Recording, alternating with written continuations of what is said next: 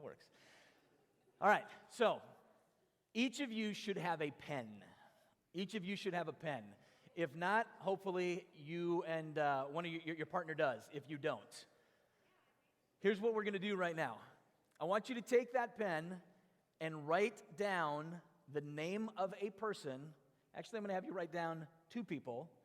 I wrote a person on either of my hands. You can write two people on one hand if you want.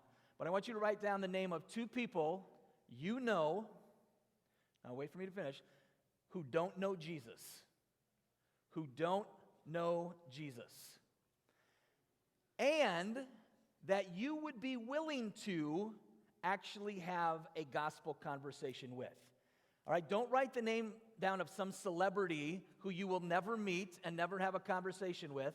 This is someone that you know in your circle, in your life, that you know does not know Jesus, or you're pretty convinced does not have a relationship with Jesus, that you would be willing to engage in a gospel conversation with. I'm going to give you about 30 seconds to write that name down on your hand or hands.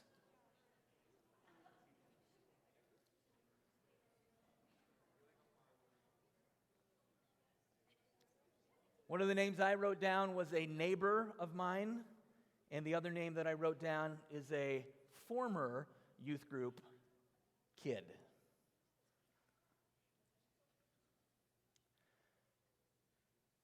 All right, now that you've got that down, with your partner, I want you to answer the following questions. Okay, they're going to come up on the screen. My clicker is not working, as is par for the course. Share with your partner the answers to these questions. Whose name did you write down? How long have you known the person? How well do you know each other? What do you like best about your friend? We're calling this person a friend. They might be a relative. Hopefully they're also a friend. And why do you suppose they haven't chosen to follow Jesus? Okay, have that quick little conversation. Ready, go.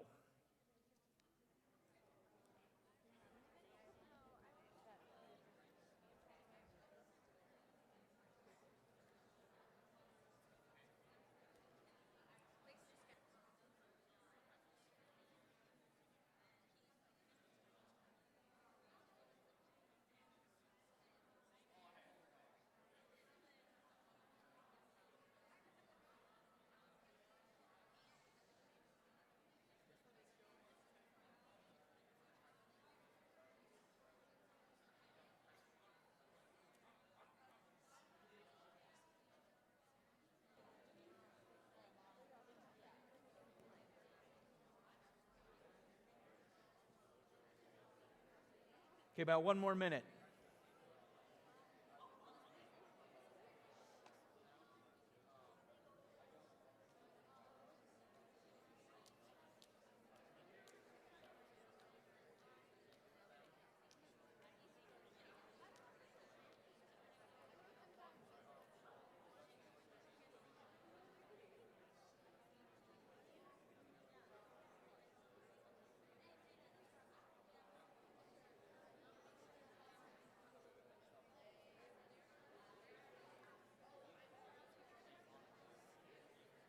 All right, you can bring it back up here.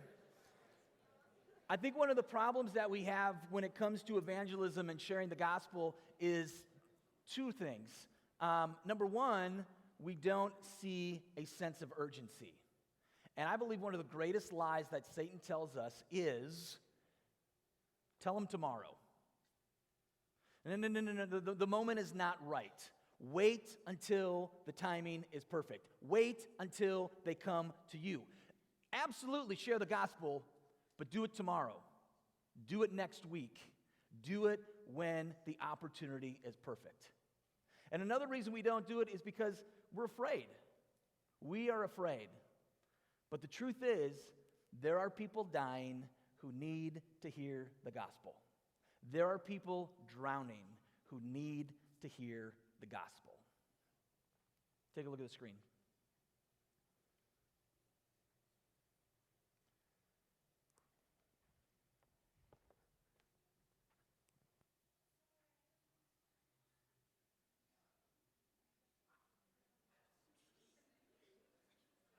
Boats is you can be in the water, but you don't actually have to get your own body in the water. You know what I'm saying? Like, let's say you fall in the water, or someone you know, or someone you don't know. What's so great, if you want to save them, well, in fact, let me just show you a few things that you can use to help save lives. First of all, this here, well, it's actually sort of a cheap little thing.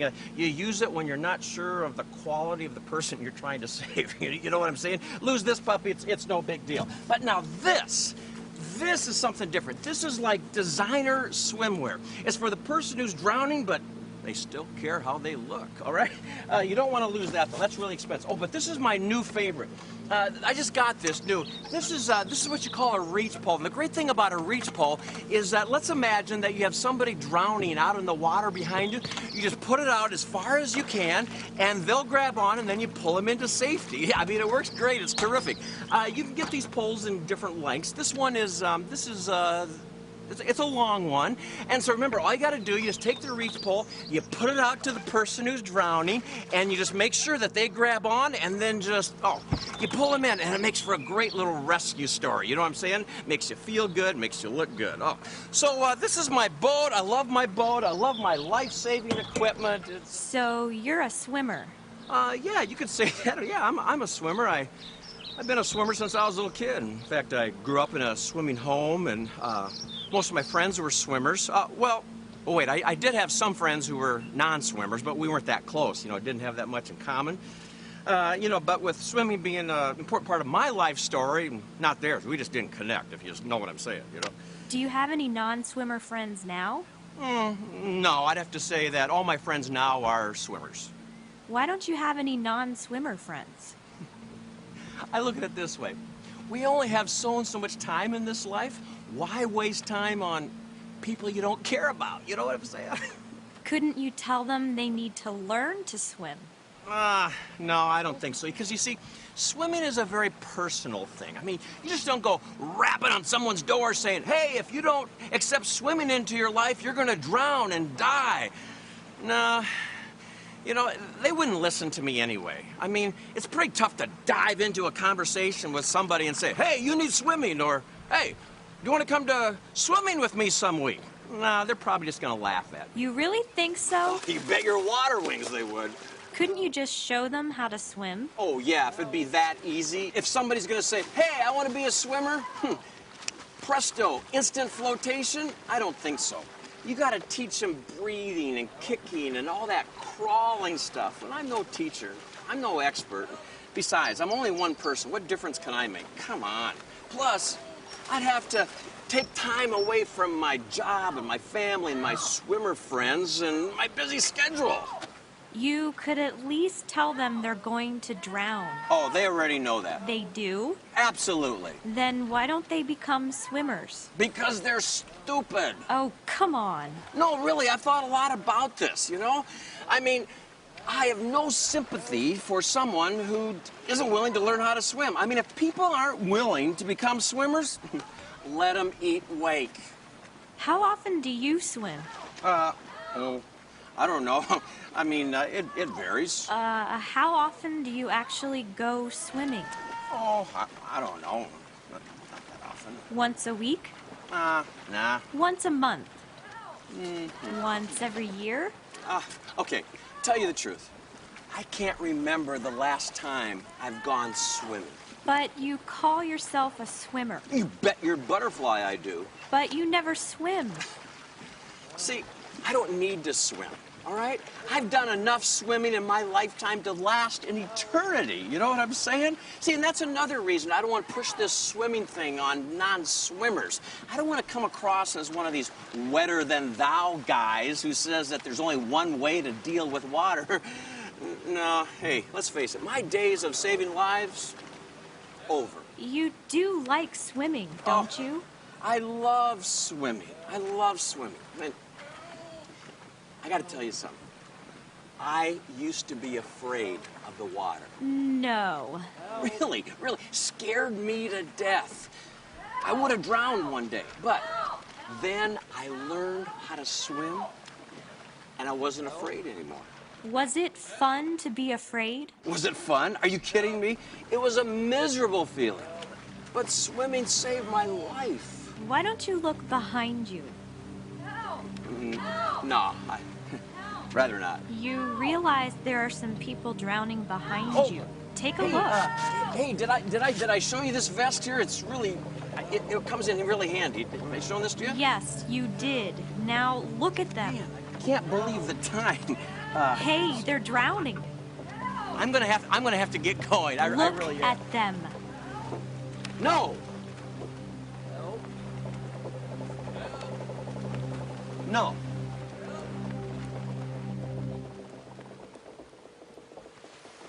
You know, it's kind of a silly video, but there's a lot of truth in there as well. Not being willing to look around and see the needs and people drowning all around us. We all have fallen victim to that at some point in our life. So tonight I want to talk to you about the importance of sharing our faith with others.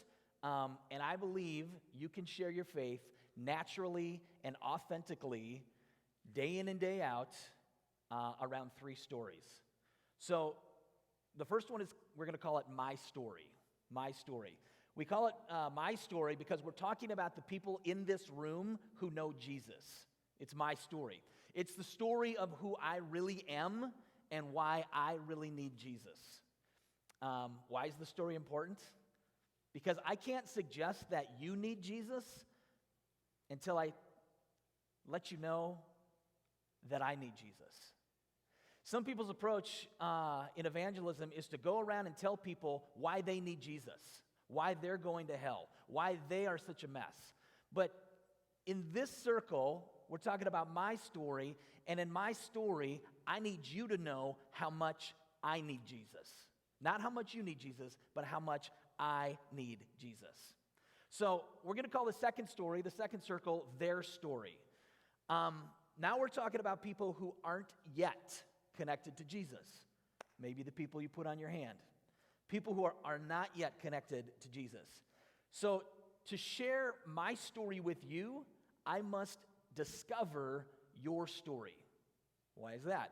Because I can't expose you to Jesus' love unless I give it to you, and listening to you is one of the greatest gestures of love that there is.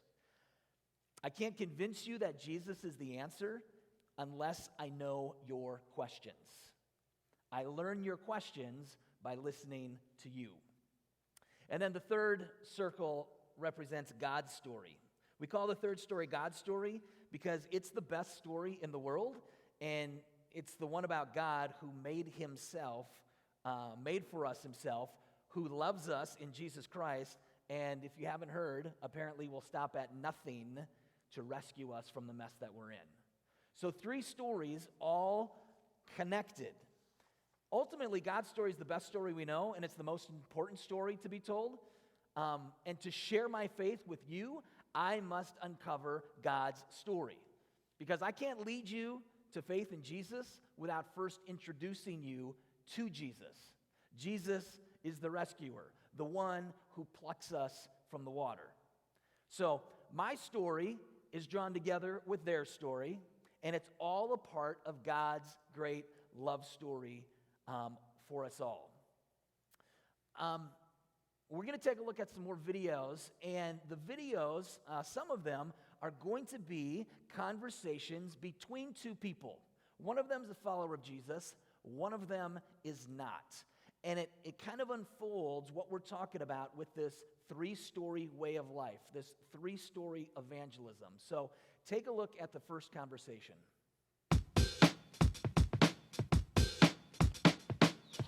Okay, here's the schedule. From 9:05 to 9:25, I'll uncover my story. I'll take questions at the end. From 9:25 to 9:40, I'll discover your story. Just keep it to the high points if you could, because my concentration is not so good.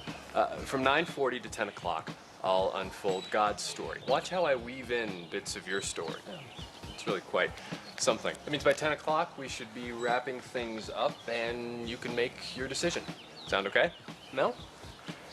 I didn't think so. It's not 3 steps. It's 3 stories. And really, it's 3 collections of stories. Our stories weave together into a conversation that takes, well, as long as it takes. A day, a month, a week, a year, I don't know. What's your hurry? If I turn that into a performance, I become a character and I can't be myself. Equally bad, I turn my friend into a character. It becomes my story, starring me as the Christian, featuring you as the non-Christian. Jesus didn't die for any characters. I'm not trying to act like a Christian.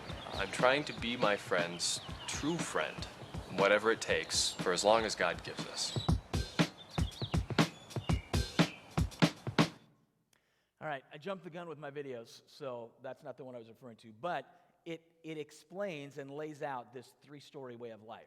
Okay, it's not a one-time conversation, and this may take a minute. It could take days, it could take weeks, it could take years. This 3 stories that I'm talking about is not 3 steps. It's not a process, it's a way of life. It's a way of engaging with people around us on a daily basis. I've got a story, you've got a story, God has his story, and we want to find ways to get them to connect. So as you take a look at the slide again with the 3 stories there, let's just say we need to move one of the 2 circles. So when sharing 3 stories, what do you think the best move of the My Story circle would be? My circle is the only one that can be moved, but if we had to move it in any particular direction in this process, the goal being to introduce Jesus to our friend, where do you think we could and should move the My Story circle? What thoughts do any of you have? Okay?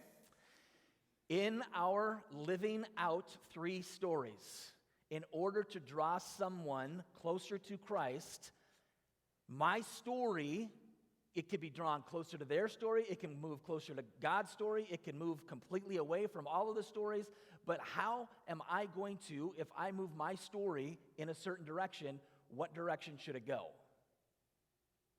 Yep. She says closer to God's story. Anybody else? Closer to the middle. Okay, interacting with both. Other thoughts? Closer to their story. Okay, those are all good answers. Away from their story. Okay, if you take a look at the screen, we subtly moved it a little bit further from their story and closer to God's story. And why would we do that? I think it's important that our first move in evangelism is to dive more deeply into how my story and God's story relate. The goal of my life is for my life story to continually move closer to God's story. Meaning this, if you approached me and simply said, Craig, tell me about your life, I want my story to be so connected to God's story that I can't tell you about my life without bringing God into it. Does that make sense? I have to talk about God's goodness. I have to talk about God's grace. I have to talk about God's forgiveness. I can't not tell you about my life without telling you about God's story. They are so intertwined. They are so connected.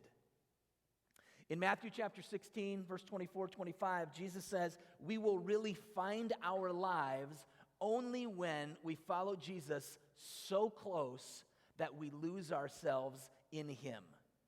That's the goal, that we are so connected that we lose ourselves in him. Now, maybe you've met someone before, and you meet them for the first time. Maybe it's a cashier in a grocery store, and you just know there's something different about them. And you are pretty darn sure that they are a follower of Jesus. You can just tell because it comes out of their pores. That's what I'm talking about. I hope and I pray that for each and every one of you, that when people see you and when people hear your story, they can't help but get a glimpse of God's story. Make sense? Okay. I'm going to ask for some honesty, and at this point, I'm just going to make a statement, and I'm going to encourage you, if it's true of you, just to raise your hand in the air, okay? If the statement I say is true of you, raise your hand. First statement, I am at Plymouth Covenant Church right now. Good, you all pass. You all pass. All right, here's a tricky one. Raise your hand if what I say is true of you, or you think it might be true of the person sitting next to you. Okay? It's true of you, or you think it might be true of the person sitting next to you. So, here we go. I think that following Jesus is sometimes harder than it sounds. Okay? That's a majority. Next one. True of you, or you think might be true of the person next to you. I've lied to someone this week. Okay, appreciate the honesty. Next question. In my life, I sometimes wonder if I am truly a Christian. In my life, I sometimes wonder if I'm truly a Christian. Thanks for the honesty. Sometimes I doubt God could really love me. Sometimes I doubt God could really love me. Thank you. Next question. I've done something so bad, I haven't told anyone. I've done something so bad, I haven't told anyone. Thank you for your honesty. Next one. Come to think of it, I'm not sure I've shared my faith with anyone before. Not sure I've shared my faith with anyone before. Thank you, thank you, thank you. Last one. I like to sit around in my bathrobe at home and count my money. I like to sit around in my bathrobe. Thank you. Thank you for your honesty. Thank you. Here's the point. Here's the point. The truth is, you struggle. And the truth is, they struggle. The truth is, I struggle. Every single one of us. You are a sinner. I am a sinner. You need Jesus. They need Jesus. So if you pretend that you've got it all together just because you think the people around you have it all together and that they would want nothing to do with you if they knew the ugly truth, well, let me just challenge you to stop pretending, okay? Every one of us has sin in our lives, and every one of us needs Jesus to come and cleanse us daily. I just want to be clear on that. Because the truth is, I can't make it on my own without Jesus. Jesus knows that, I know that, and next we're going to start to figure out how to make sure our friends know that. You have friends that have no idea that you struggle.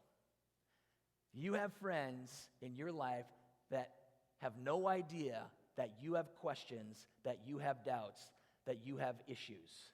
Because we put on the phony social media persona that everything is great in our world. And if that's the case, we're doing it wrong, and evangelism is going to be much harder. Take a look at the video.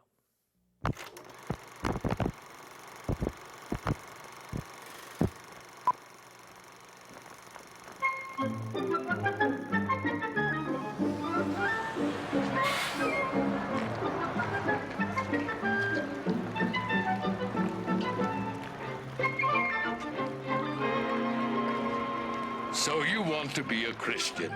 That's swell. Meet Brad, a real Christian. Brad never goes anywhere without the Word of God. Class doesn't start for another 3 minutes. Brad uses every spare moment to feed on God's Word.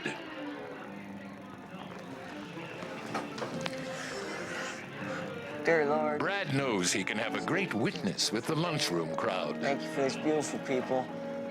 And I just think you're wonderful, God. Other boys wrestle with all kinds of temptations. Not Brad, and you know why, don't you? Brad never forgets who he is, a real Christian. Oh, no, please. I'm not that kind of boy. I thought you wanted to come up here to pray. Brad, it's Dr. Billy Graham, the evangelist. I've got it, Mommy. Hello? Mr. Graham.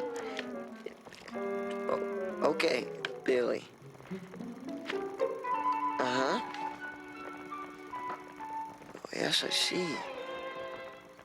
Well, have you prayed about it, Mr. Billy?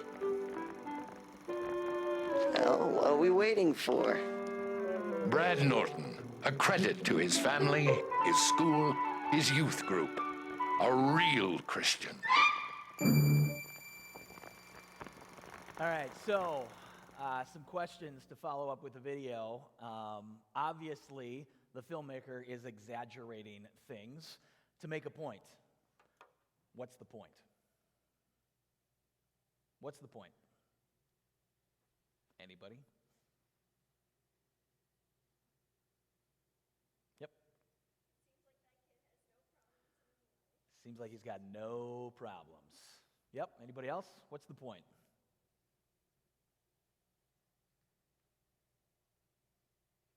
Yep. Looks kind of lonely. Kind of does. How would you feel about hanging out with Brad? How would your friends view you if you did? How would you like to hang out with Brad? Anyone? Would you like to spend time with Brad? Maybe. We got a maybe right here. Why or why not? Why not?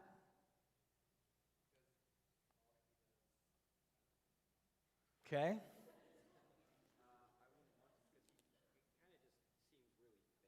Seems really fake. Okay, not real.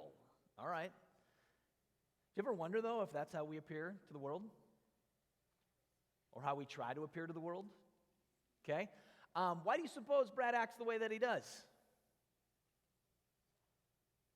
Yep. Okay, maybe to show off. Likes the attention, maybe? Okay. Fair enough. Yep.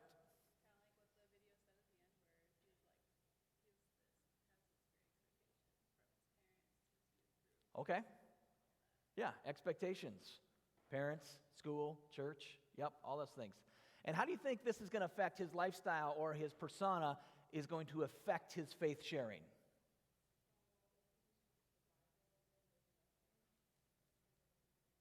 Okay, if you just sit around and read the Bible all day, is that going to help you? Is that going to help you? I mean, to a degree, yeah, I don't want to rule out reading the Bible all day long. Lazy?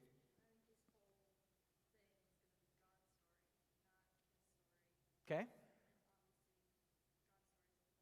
Yep. Yep, God's story is important. What about his story? Nobody to share it with. Nobody to share it with. All right. So, the thing we want to do is be real. That's what we want to do. We want to be real with people. What do you think it means to be real? Tell the truth. What else? What does it mean to be real? Say it again. Okay, good. Pour it out. Give examples. Anybody else? Yeah. Show your flaws. Show your flaws. Not too shabby. Here's the definition that I'm going to use for this context. Being real means telling my story so my friends can see who I really am and how much I really need Jesus. Showing my friends who I really am and how much I really need Jesus. Okay? Now we're going to go to the video that I was explaining beforehand. One person's a Christian, one person is not, and there's also a third, if you pay close attention, a bystander. So take a look. Gabrielle, you're totally nice. You're just being weird. I'm being honest, Allison. I don't see it. Well, then you're not looking. Like, I'm not saying I'm a psycho killer or anything, but I'm not that nice either. Admit it.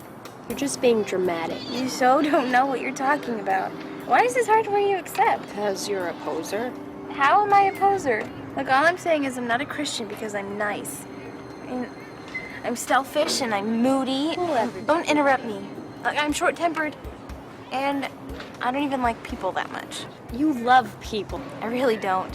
If we could afford it, I'd be a natural candidate for homeschool, just so people wouldn't have to deal with me. That's just stupid. You think you know me. You don't. I mean, you didn't know me in, like, elementary school and middle That's school. just stupid. How bad could you be?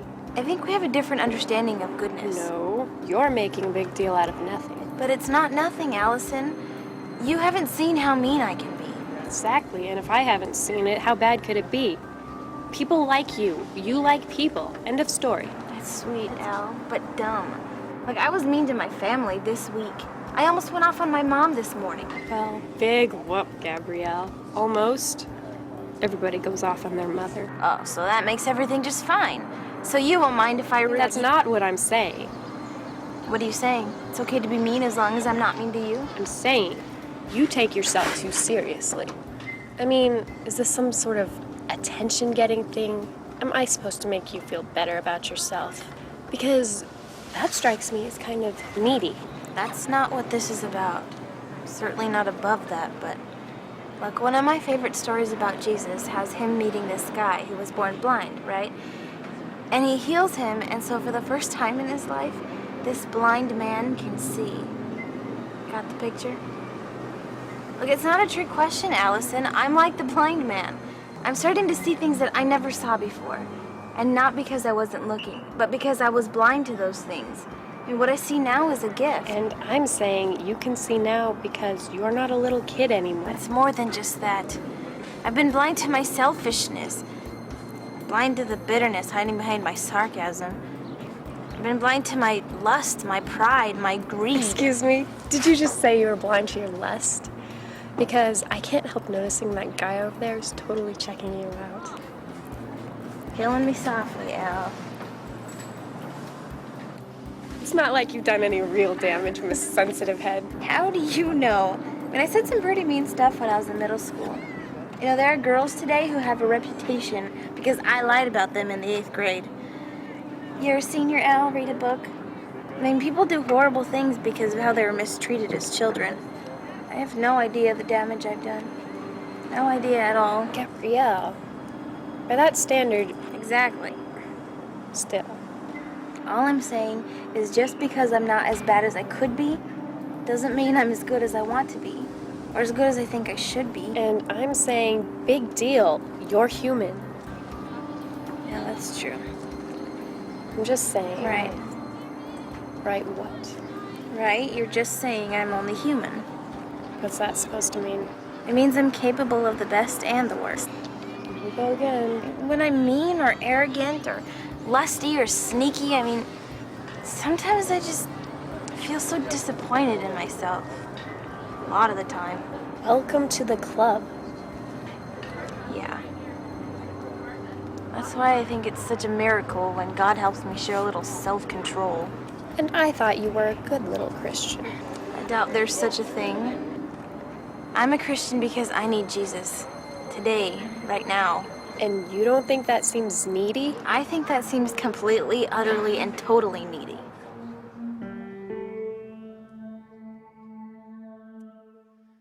All right, some more questions just to follow that up with. So, how do you think Gabrielle felt about saying what she did to Allison? Which one's Gabrielle? She's the Christian. Though you may have wondered for the first couple minutes, wait, which one's the Christian in this video? Like, I am having a hard time picking up on it. Gabrielle has the dark hair, long, wavy hair. Yep.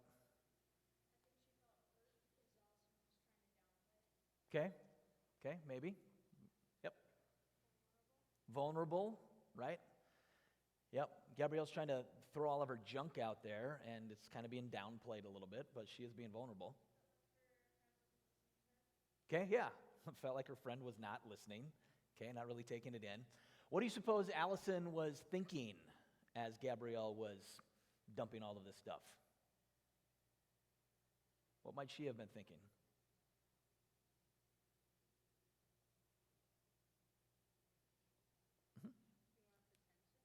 Maybe she wants attention. Could be. Somebody else?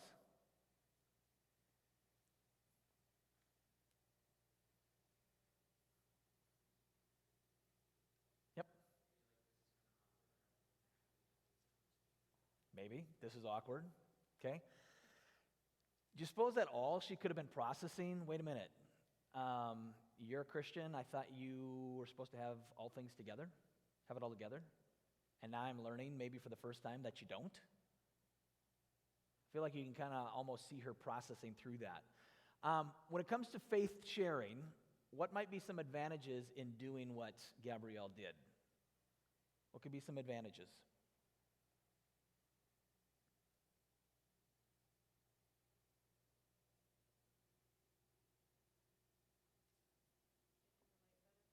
can relate better. Okay? That's great. What else? Yeah. You seem human. Absolutely. Absolutely.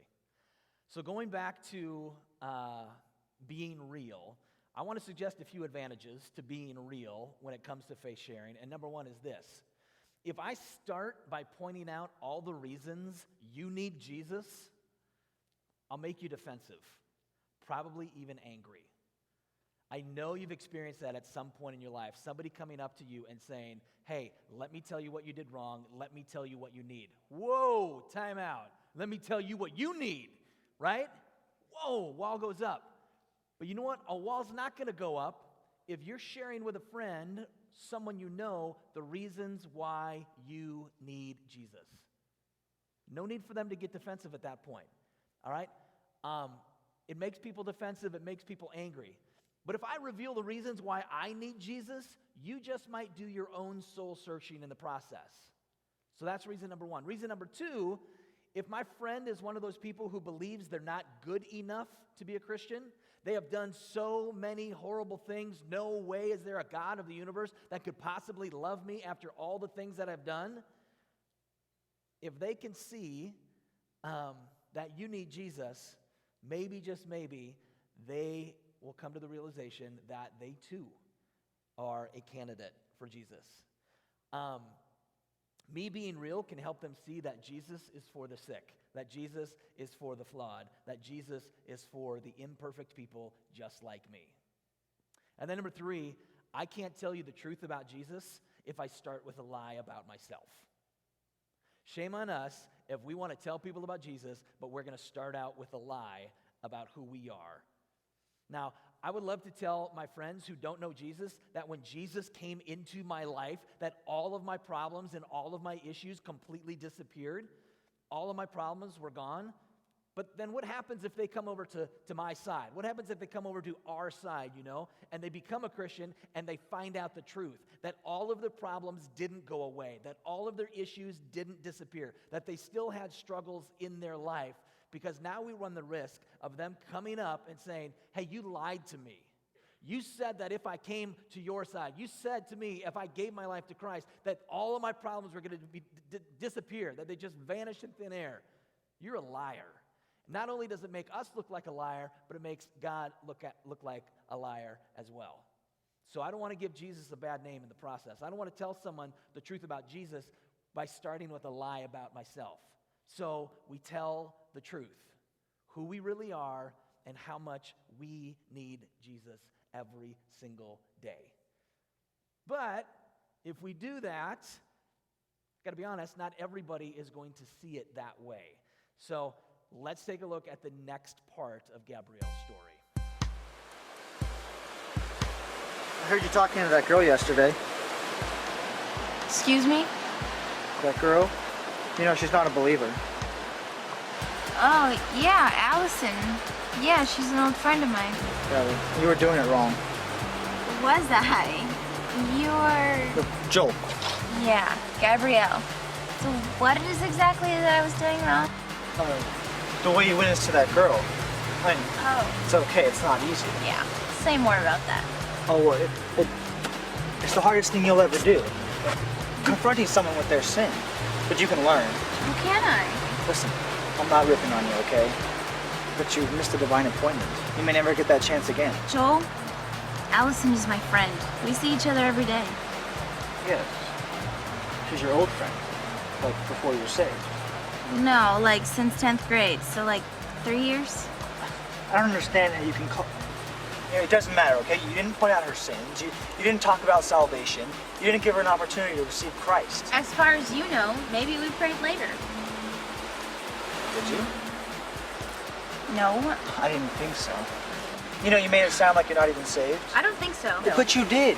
Why would she want to become a Christian if nothing's changed? If you're no better than she is... I'm not any better than she is. Then how is she supposed to know Christianity works? That's her testimony. Whoa. You're asking a whole lot of questions and really quickly, so just hear me out, okay? You heard like 2 minutes of a conversation that's been going on for months. I'm not trying to convert Allison to Christianity here. I'm introducing her to Jesus. That's what you should have given... You may think that's a word game, but I don't. I have told her, I am telling her, how my life has changed bit by bit since I started trusting Jesus. That's not what that conversation was about. That conversation was about how much I need Jesus. Yeah, and you missed the perfect opportunity to tell her how much she needs Jesus. Look, this isn't that complicated. Point one, I was a sinner. We're all sinners. This is what my life was like before I received Christ. Point two, this is when and where and how I got to know Christ. Point three, here's what my life is like now. Point four, here's how you can pray to receive Christ as your personal Savior. That's it, that's the gospel. If they don't have any questions, it takes like 5 minutes. Okay, I'll go ahead and talk in your vocabulary. I am a sinner, not was. Okay, God finds me where I am every day, not where I should be. That's the way it's always been, and that's the way it always will be. That's grace. I've surrendered my life to Christ a whole bunch of times. I don't know which one of those stuck, but trust me when I tell you, I've prayed the prayer. I've walked down the aisle. I've knelt at the altar. I've written my sins down on a scrap of paper and thrown them in the campfire. I've bowed my head, closed my eyes, and raised my hand for the evangelist to see. And I'm sure he did, because he said, I see that hand over there. I stayed after church and talked to a counselor. I filled out the response card, turned it to the end of the row. I prayed in the quietness of my own heart, and out loud, word for word, what they told me to pray. And I've been baptized. Twice. Joel, I don't know which one of those, if any, was the magic moment. Well, then but how hold on. But I'm convinced that God knows. I'm convinced that he jumped in the water with me, with a life preserver, and he's not letting go. Even if I'm too weak to hold on, even if I try to break away because I think I'm strong enough to do it on my own. Allison is my friend. I'm not gonna make things seem any better or worse or anything other than what they really are, just so that things can fit into a nice 3-minute story. I'm not gonna tell her the truth about Jesus, starting with a lie about me. So you're saying you're saved? Yeah, if that's what you're asking, then yes, I'm saved. Well, if that's what you're trying to say, you're not saying it very well. Listen, you know that you can be sure of your salvation today, right now. Joel, I get the feeling you're not really listening, and I've got a lot of work to do, so we just finish this later.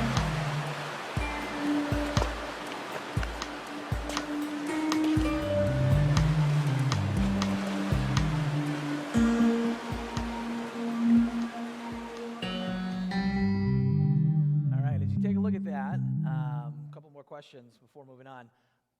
What are the differences between Joel's idea of faith sharing compared to Gabrielle's?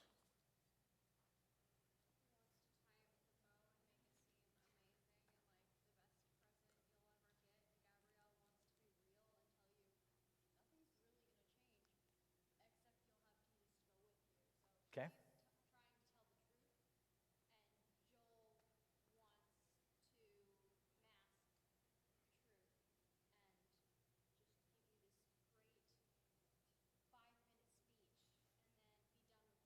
Yep. Yep, he's got it down, right? 5 minutes, I got it. This is how it works, and then I'm done and I can move on.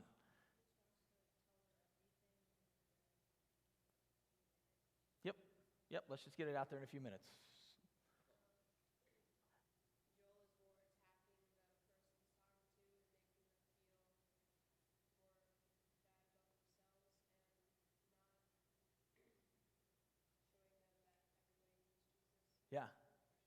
Yeah, Joe, he kind of comes across as attacking.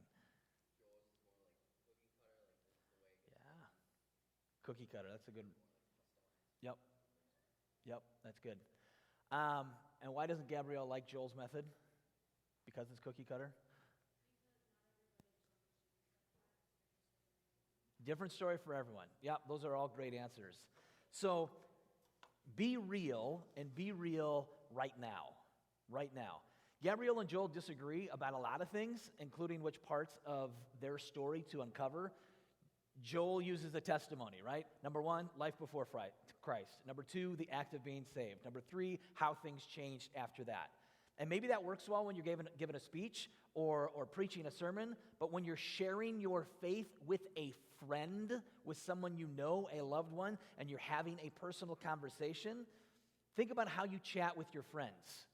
Do you walk up to your friend and say, number 1, hello, how was your day? Number 2, what will you be doing for the rest of the day? Number 3, what are you going to do after you get home? See you later, bye. And move on, right? Do you have cookie cutter conversations, or are they real? Are they authentic? And you can start by being real right now.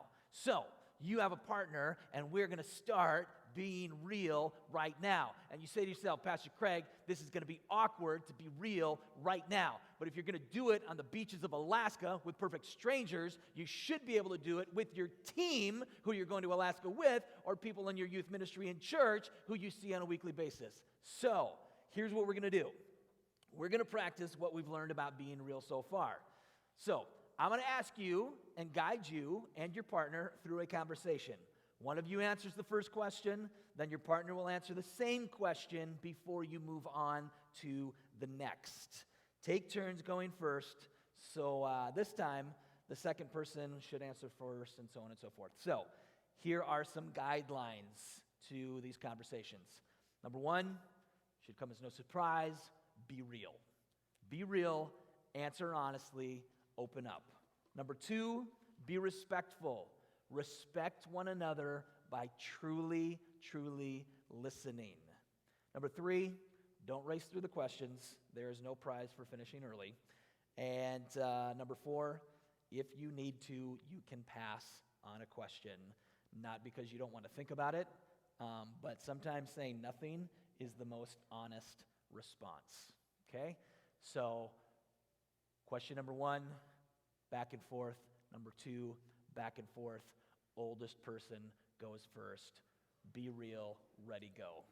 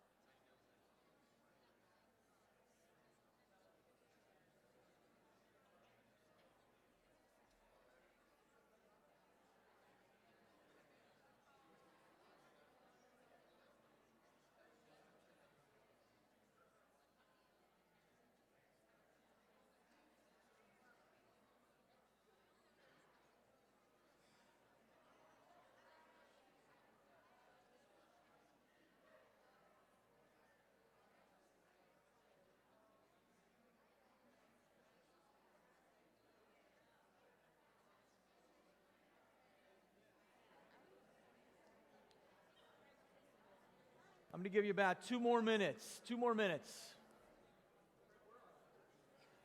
Huh? You got time? You got 2 minutes.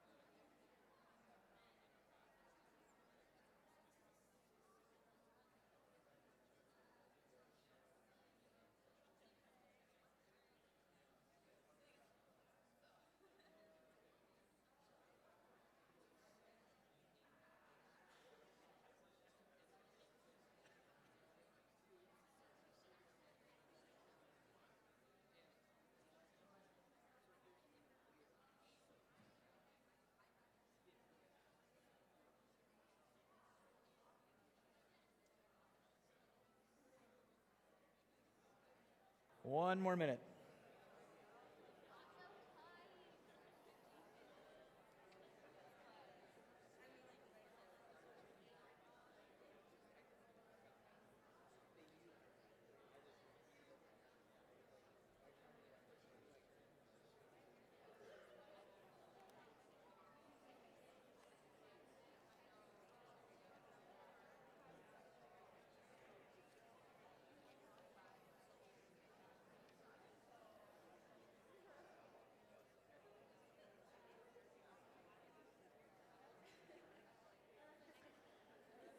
All right, if it's going to pain you to stop, we're going to take a break in a little bit, and you can flag your partner down and pick up on the conversation right where you left off.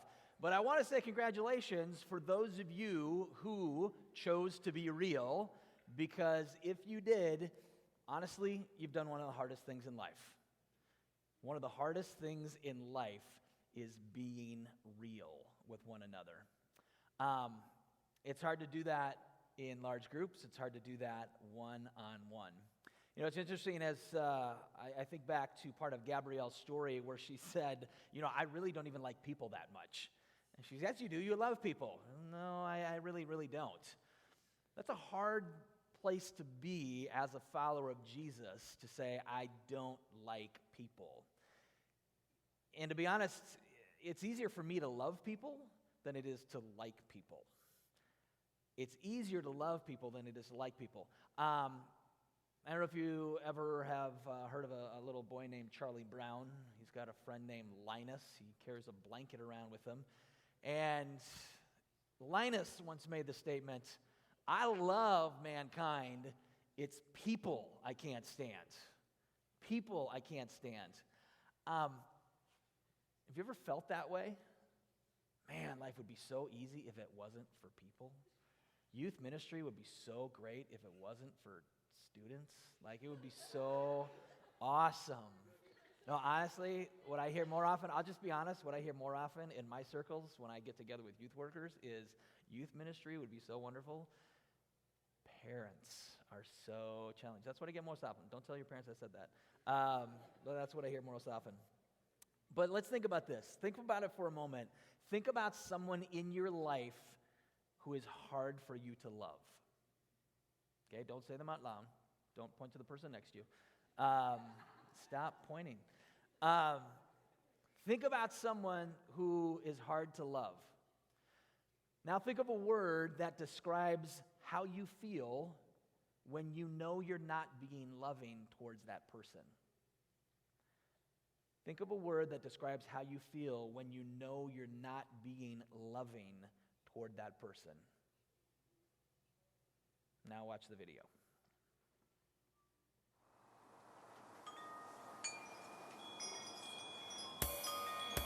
Not an option. Because it's not. I mean, you can pick the people you like, sure. No, you can pick the people you like based on anything. Yeah, music, sports, politics. No, not sex, no. I mean, yes, attraction, but I thought you were talking... Never mind. I mean, the point is, you can pick No, the point is you can pick who you like, not who you love. I mean, it's a universal obligation. Yeah, but no, that's just an abstraction. Unless you actually know a terrorist personally. An abstraction, a concept, an idea. Did you take the SAT? Oh, good luck with that.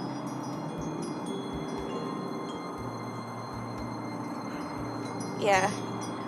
Let me tell you a story. Okay, so I'm doing the dishes with my cousin one night, going off about somebody or other, much as you're doing right now.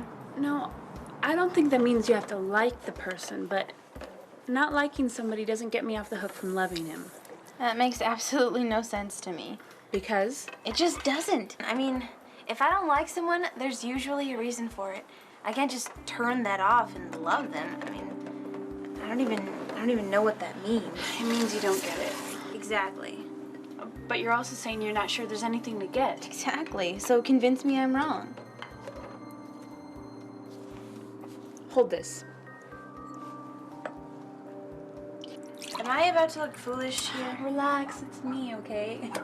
Look, I just poured all the water into your glass. If I want more, I have to go back to the source, right? Or I could give some back. Or you could give some back, sure. Yeah. And then you keep filling my glass with water from yours until I ask where it comes from. Then you show me the faucet and blah, blah, blah. Like, if it was that easy, I'd be doing it already. Exactly. I get it, Sage. I can't love people unless Jesus gives me love for them. So I keep asking for more love, and people get more irritating. I mean, is that the point? God's teaching me love by sending idiots? No. Oh, what then? 'Cause you're starting to bug me. I don't mean to bug you. I'm just saying maybe you're not going back far enough. I don't think it's love for other people that you lack. I think it's love for you. I don't understand what you're saying. I'm saying I can't give what I don't got, okay? If I don't love freely, then it just proves that I don't get it yet. I forgot the water was free. Look, Jesus really, really, really loves me. So much it killed him to see me out here dying of thirst. See me out here eating sand. I'm such a freak, okay? And he still loves me. That's why I depend on him. On my best days, hold your glass next to mine. On days when I get it, this is how it works.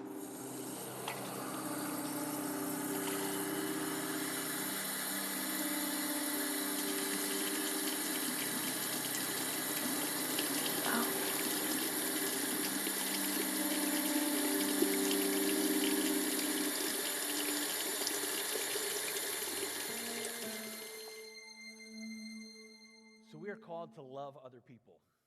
Whether we like them or not, we are commanded to love other people. And honestly, if we're not sharing the gospel, if we're not uncovering our story, if we're not learning their story and not bringing God's story into the picture, into the relationship, we're not loving them very well. You can only love so far and so deep if you're not going to bring Jesus into the relationship and into the conversation. So we must love others. I wonder if you're more like Gabrielle or more like her cousin at this point in your life. I wonder how much you identified with Gabrielle when she said, if I don't like somebody, there's usually a reason. I can't just turn that on or turn that off and love them. Maybe you identify with Sage when she said, I'm just saying I can't give what I ain't got. I'm saying if I don't love somebody else, it's because I forgot how much I am loved. When we forget how much God loves us, okay? When we forget how much God loves us, how does it affect the way we love others? What do you think? When we forget how much God loves us, how does it affect the way we love others? Anyone?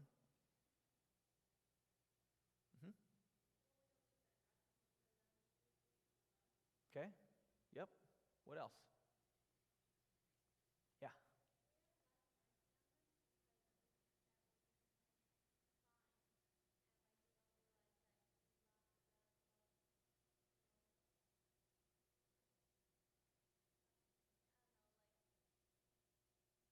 Yeah, you're right on. You're right on, right? We need God's love, like pouring out of the faucet, and that God's love in us then pours out on those around us. When we forget that God loves us, or we try to disconnect, like move the faucet from God's love, then what do we have to give? Superficial love, right? In 1 John 4:19, we read that we love because he first loved us. We can't love other people on our own, but because Jesus loved us and because he first loved us, we have the ability to do that for others and to share that love with those around us. Now, here's the crazy thing. It's not up to us to get God to love us.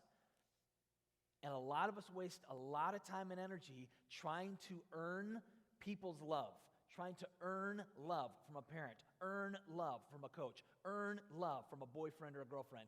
We think we need to do something to get the love from them. But that's not how it works with God. There's nothing we can do to get God to love us any more or any less than he does right now. God loves us unconditionally, and we are to love others as well. Love God, love others. That's the greatest command. Love God and love others. But here's the catch, okay?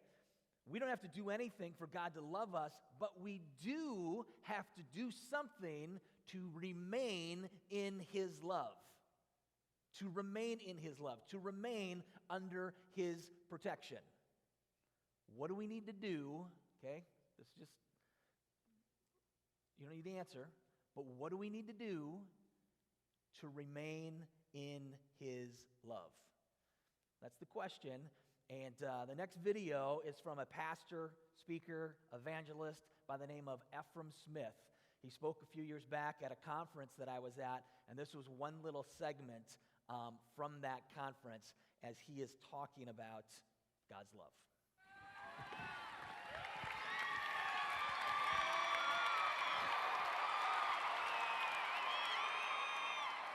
So Jesus says, I have loved you even as the Father has loved me. Remain in my love. When you obey me, you remain in my love, just as I obey my Father and remain in his love. I have told you this so that you will be filled with my joy. Yes, your joy will overflow. I command you to love each other in the same way that I love you. And here is how to measure it. The greatest love is shown when people lay down their lives for their friends. Jesus points us to what love really is. If you want to know what love is really all about, if you want to know what a strong relationship is all about, if you want to know what it means to be obedient, then stick with Jesus. Stay in a relationship with Jesus. Watch the story of Jesus' life on earth unfold, and you'll know what love is about. You'll know what obedience is about. You'll know what a true, committed, healthy relationship really looks like if you just remain in Jesus. See, I have thought over the years at different points in times, I've thought I knew what love was. I thought I just had it down. Oh, I know what love is. You don't have to tell me about love. I know what love is. I know what relationships are all about. You don't have to tell me. But there's been points in my life when it's dawned on me that when I really thought I knew what love was, I really didn't. I remember in high school, when I was first, talking to my who is now my wife, Denisha, when I was talking to her in high school, I would always talk to her thinking I knew what love was. You know how guys are in high school. You get on the phone with your girlfriend, and when you're talking to her on the phone, you put all that bass in your voice, So you're talking to her like this. Hey, girl, how you doing? Oh, I ain't doing nothing. And then, I wanted to let her know that I knew what love was, so I put this in the conversation. You know what, girl? I think I love you. Oh, yeah, that's right. I love you, girl. You know what she said back to me? Boy, you don't know what love is. When we went to the movies, you didn't even buy me no popcorn. How you gonna say you know what love is? Boy, you don't know nothing about no love.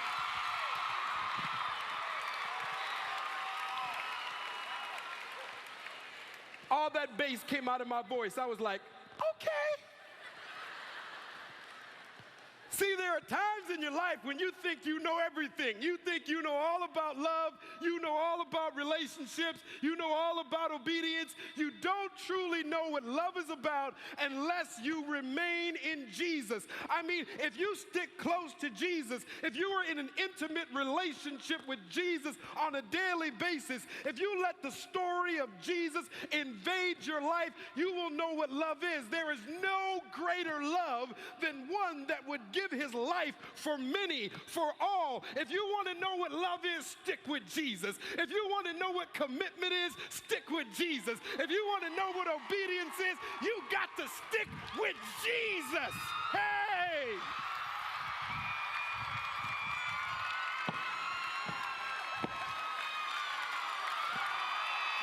What?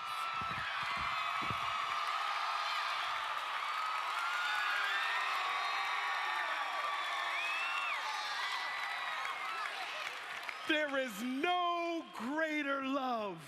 There is no greater obedience than what the Son has with the Father. You want to know what love's all about? Stick with Jesus.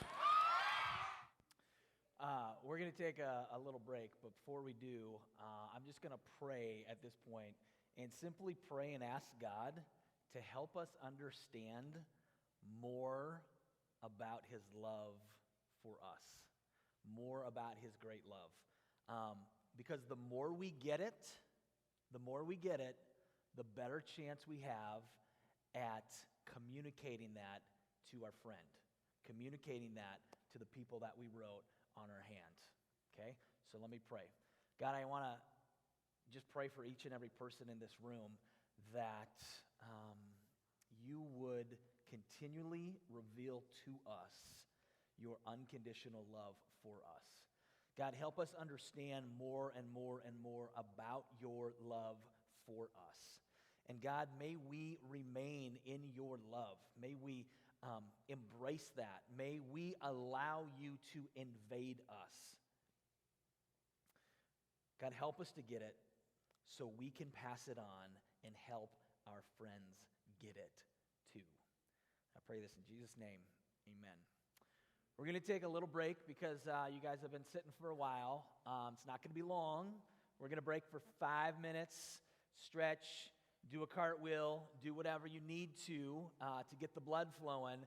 And if you got to run to the bathroom, run to the bathroom. But we're going to meet back in here in 5 minutes at 8:56. Ready, go.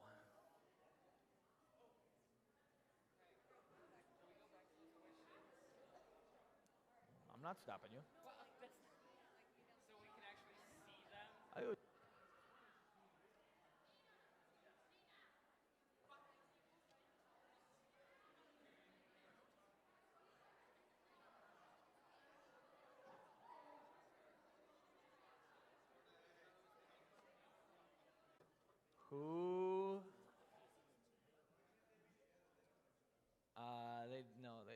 The deal was he had to know each other not as good as the person they just had.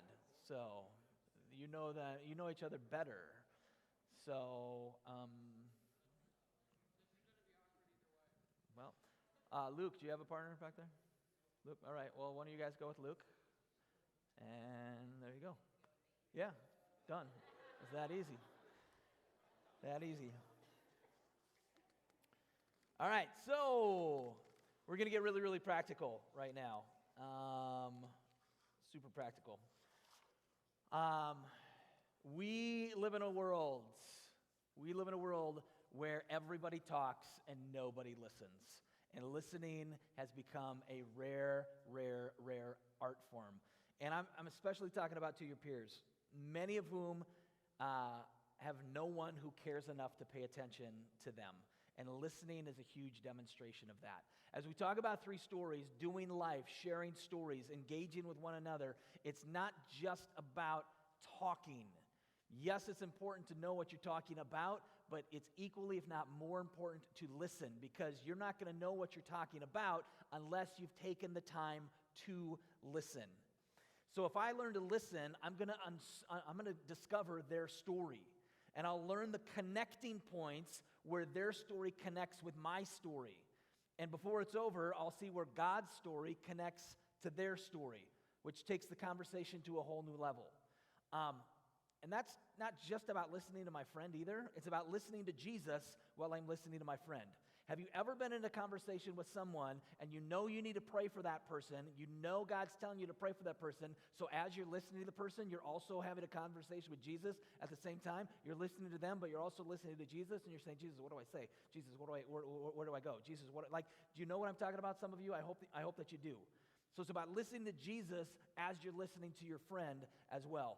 Taking those cues. That's kind of like abiding in Christ as you are spending time with others. Depending on Jesus while you're listening to your friend. Listening helps us learn more about our friends and how they need Jesus. And after all, if you are my friend, I can't demonstrate that you need Jesus unless I know what your questions are, unless I know what your struggles are. So now, having said that, I also need to say this. If your friend believes that you are only listening to them because you have an agenda, like, say, converting them, then they will probably stop trusting you. And I'm not sure I would blame them, right? If you're just sitting, and maybe you've had that conversation, you're looking at the person and you're talking, and you know they're not really even listening, they're kind of looking through you, or they're just waiting to say whatever it is that they want to say, or they're just waiting to get to whatever it is that they want to talk about, not real fun. Doesn't make you feel real welcome or real special. And sometimes when we feel like people have an agenda, I hate when people have an agenda with me. But sometimes the gospel just comes off not as authentic, not as something genuine, not as something heartfelt, but it comes off like a sales pitch. Do you know what I mean? Take a look.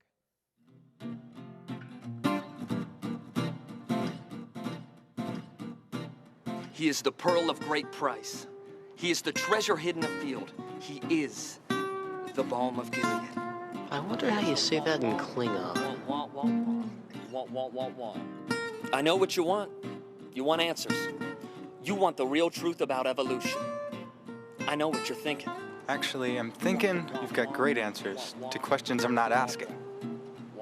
I know you don't understand it, but there's no time to waste. Say yes. I know you have struggles. I'm already a Christian, you moron. Don't wait. Take a breath. Are you taking advantage of God? Do you want to burn in hell? Did I leave the oven on? He'll wash you in the blood. He will cleanse you from unrighteousness, and you will become an heir. Yo no comprendo nada de lo que está diciendo. Do you know what your problem is? Your problem is you're caught up in the things of this world. Your problem is... Hi, my name is Amy, and my best friend died 4 days ago.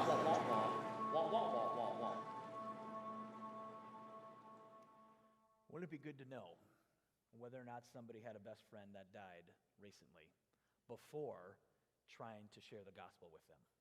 Wouldn't it be great to know that? Right? So we honor people when we listen to them. And maybe you know that guy in the video. Maybe you've met him. I have. On some levels, I would say I even used to be that guy. You probably heard the term witnessing to describe the act of sharing your faith. We want you to become an expert witness of your friendship.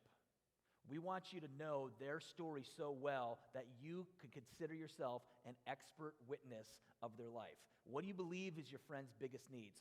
Why do you think that?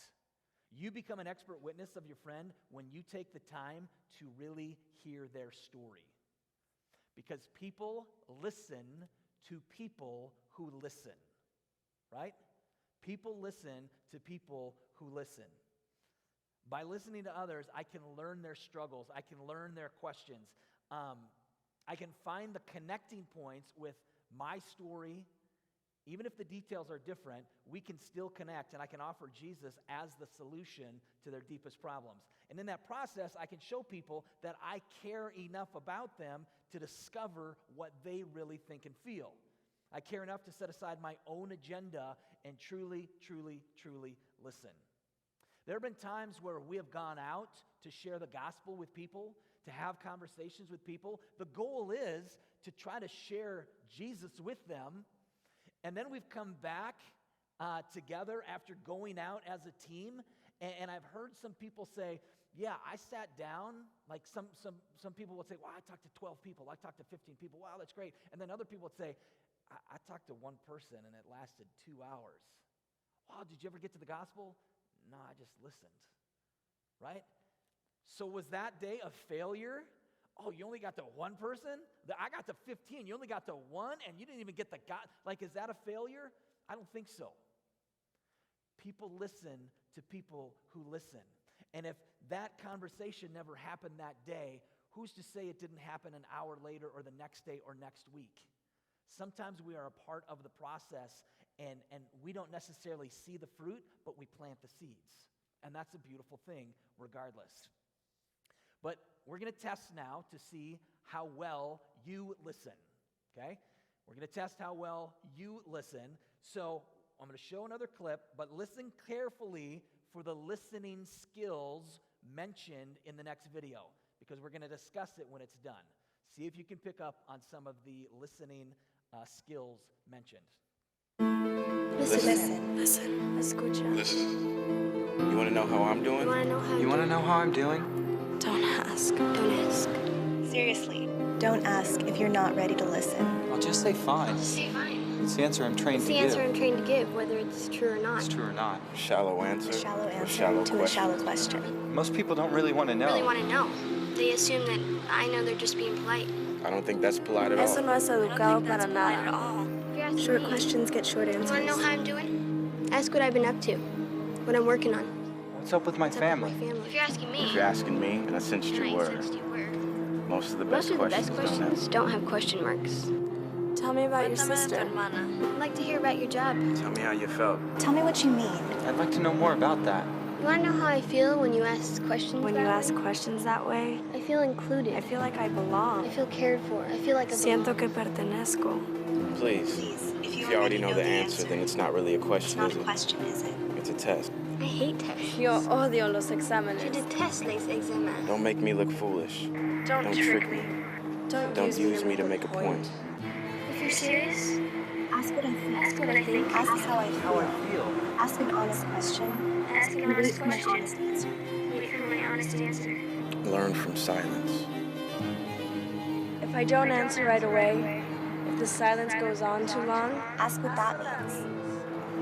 Maybe I'm embarrassed. Maybe I didn't understand the question. Maybe you weren't clear. Maybe you weren't clear. Maybe I'm thinking. Wouldn't that be nice? sería lindo, no? Sometimes I'm Sometimes I'm sad because life is confusing and painful. And we both know there's nothing you can do to fix that. It's okay, I'll be fine. Truly. That doesn't mean I don't want you to check. Give me a chance to tell you when I'm fine. Tell you when I'm fine. Maybe I'll tell you when I'm Tell you not. when I'm not. Don't take my first response at face value. At face value. Listen with your eyes. Do I look all right? Listen with your heart. Listen with your heart. Do you believe my answer? The very best motives. Sometimes the very worst. I'm capable of every kind of deceit. Just like you. Just like you. Don't ask me to do what you won't. If you want to know my story, If you want to know my story, tell me yours. tell me yours. Let me know I'm safe. Safe. Let me know you're not perfect either. When I believe that, Cuando yo crea eso, When I believe that, I'll talk your ear off. I'll talk your ear off. What are some of the listening skills presented in that video? What did you hear? Yep. Don't take the first answer. Yep. Ask questions without question marks. We're going to practice that in a second. Details. If you know the answer, it's not a question, it's a test. Something else. Body language. Okay, let them talk your ear off. Anything else? There's a ton of stuff in there. Let them know they're safe. That's huge. Share your story. Absolutely. What else? Yep.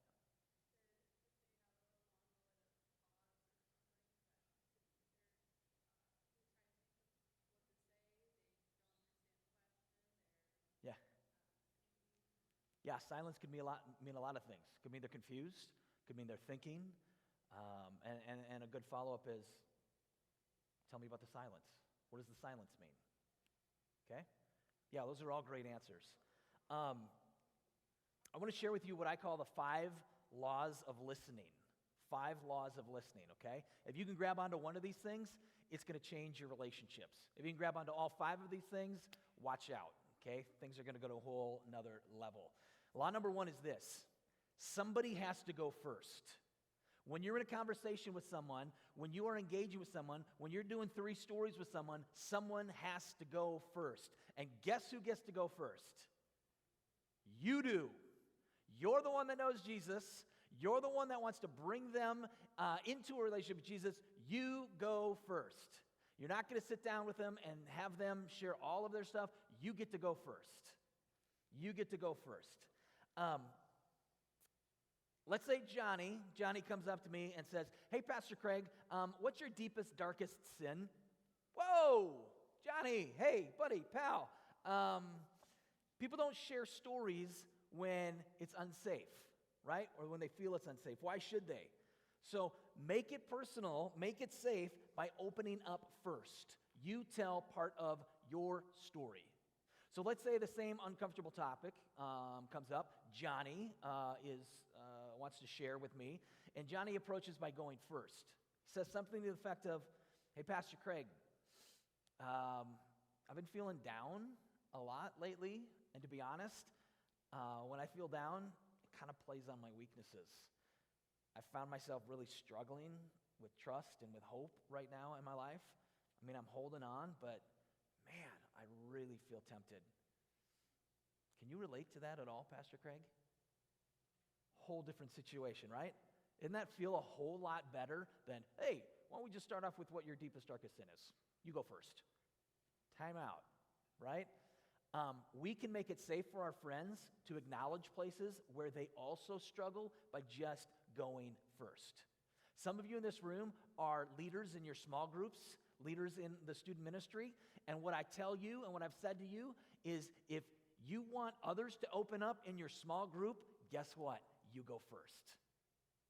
You go first because it gives others permission to do the same when they feel safe. So, let's practice. Let's practice. This time, the person with the shorter hair goes first. Congratulations on that. Here's how this is going to look. Here's how this is going to look. All right, person with the shortest hair, I want you to tell about a time when you really disappointed yourself, when you let yourself down or you fell short of the mark. Then you ask your partner to do the same thing. Listen, this is not going to last long, 30 seconds each. All right? Share a time where you disappointed yourself, let yourself down, fell short of the mark, and then we're going to switch. Ready, go.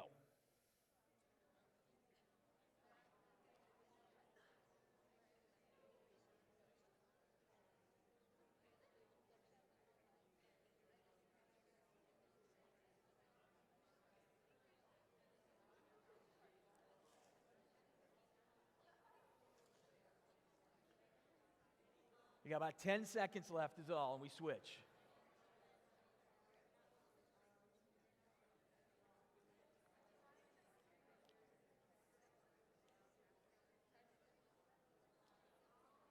And switch.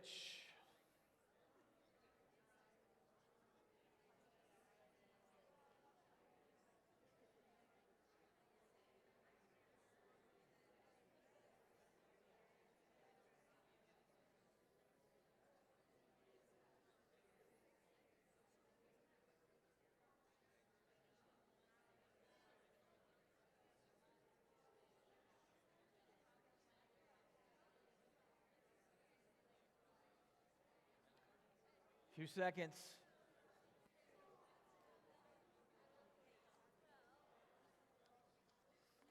All right, I'll take your attention. I want you to know that going first doesn't always work. Okay, it doesn't always work. Just because you're bold or crazy enough to share something personal doesn't necessarily mean that your friend will do so. So go slow and don't try to dive too deep too soon. Something like a scary, deepest, darkest sin question shouldn't happen until your friend is good and ready and trust has been built already. So start slow and build up. Don't expect your friend just to open up just because you did. Make it safe. So here's the second law of listening. Number 2 is don't compete for airtime. Don't compete for airtime. Some people, we've already said this, listen just long enough until they can think of something to say themselves. And you put 2 people together in a situation and you've got major competition for airtime. It can happen to the best of us. Just take a look at this conversation caught on video. Hey Dave, how are you, man? Hey Steve. I am just so incredibly tired. I'm exhausted, man. Last night I stayed up and I was watching this movie. It was an old movie, and I just... I saw this movie, man. You have got to see this movie. It is so crazy. It just took me into another whole little... I have an uncle who's crazy. The guy is absolutely nuts. He just runs around and says things that he shouldn't, and we just don't know what to do with him. I love nuts. I love every kind of nuts there is. Macadamia nuts, I was in love one time too. There was this girl in my life, and she was just like absolutely beautiful, and I was just so in love with her. But then she dumped me. I don't know why. It's just. I took some stuff to the dump the other day, and it just was incredible. You see these rats just running around. I mean, you don't want to hang around the dump, man. There's this guy who I know who is a rat, and I think it's my uncle's a rat. It's the same guy that's crazy. He's a rat, and he's just the guy always like plays cards and does stupid magic tricks and things like that. I saw a bunch of cars that were just driving around the other day they were all just really cut low, and they had great wheels and rims. Some of these tires on this thing were just... Speaking of tired, I'm really tired, Dave. I think I'm going to go take a nap. Hey, it's been great talking to you. Yeah. Nice talking to you, too, Steve. How many of you have been in a conversation like that before? Some of you might be saying, I'm in a conversation like that right now, okay? You're not even facing each other, right? You're not even looking at each other when the other person shares. One person's on their phone, even though we've asked you to put them away, while the other person's sharing, like that's happening right now. And you're like, okay, I'm not competing for airtime, but nobody's really listening. So we're talking about listening. We're talking about going first. We're talking about not competing for airtime, but don't play that game, okay? Everyone's talking and nobody's listening. Here's what you need to know. It's not about you. It's not about you. Turn to your partner and say, it's not about you. Okay? Let your friend have as much time as they want to share. Third law of listening. Number 3. It already came up. I heard it said, some of the best questions have no question marks. Some of the best questions have no question marks. Let's say I ask you a straightforward question, like, how's it going today? Chances are you're going to answer in a pretty generic way, like okay or fine. That's because most questions are either too easy to avoid or they're too difficult to answer. So try making requests without question marks. Here's what that looks like. Here's a few examples. Tell me about your family. You can't answer that with a yes or a no. Tell me about your family. There's no question mark. I'd like to hear more about that. How was your day? Fine. I'd like to hear more about that. I'm wondering what that's like. Man, growing up in my family is tough. I wonder what that's like. Tell me what it's like. Tell me how that's working out for you. It's a great response. Man, I got so drunk last Friday night, I didn't remember who I was with. Tell me how that's working out for you. Has that played out the way you hoped it would? Okay. Explain to me how that happened. Explain to me how that happened. Questions without question marks. Every one of those questions does not have a question mark. Not one could be answered with nuh-uh, duh, fine. None of them. This is another way of saying, Let me one. Let's go to number 4. Listening now, number 4. I think you got the gist of that. Listening number 4 is, if this is a basic counseling technique, if you ever want to be a counselor someday, say it again. Say it again. I know you understand what I said, but I'm not sure you realize that what you heard is not what I meant. I'm going to say that again. I know you believe you understand what I said, but I'm not sure you realize that what you heard is not what I meant. Pastor Craig, could you say that again? Could you say it again? It's another way of saying, just because you said it doesn't mean anyone heard it. I have said plenty of things in my house to my wife, but especially to my 6-year-old and 4-year-old. I said it, but they didn't hear it. And then I get upset with them for not doing what I told them to do, but they never really heard it. So I'm assuming some of you in this room have been frustrated before because someone didn't hear what you meant to say, right? Someone didn't hear what you meant to say. Sometimes it's good to repeat something to the other person just to be sure you got it right. That's what the fourth law of listening is all about. If you didn't get it right, well, good for you. They'll explain what it is. If you did get it right, well, then that's also good for you. But it's so important sometimes to repeat what you said or what you think you heard. Man, how's your day going? Fine. Okay, what I'm hearing you say is, you've had better days before. No, it's really fine. Okay, just want to make sure. That's not what I heard, so you repeat back. So we're going to practice questions without question marks. We're going to practice saying it again. So here's what we're going to do. Find out who's older, once again, in your pair. Older one, here's what I want you to do. Older one, pay attention. Use requests to find out about your partner's week. Use requests to find out about your partner's week. Now remember, no question marks. No question marks. All right? Younger one, if the person asks you a question with a question mark, you can either slap them in the face or kick them in the shin. Either way, it's up to you. So we're practicing saying questions without a question mark. No question marks. All right, older one, try to make at least 3 requests about their week. And be sure to listen to the answers. You got to listen to the answers. Younger ones, keep your answers short so that your listener will have enough time to share as well. You've got 1 minute, go.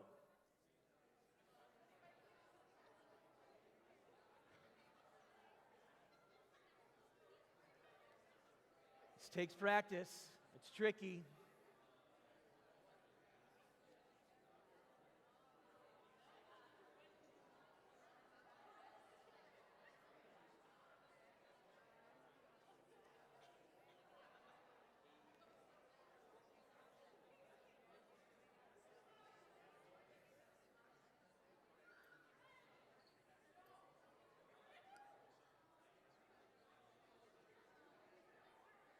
Ten seconds.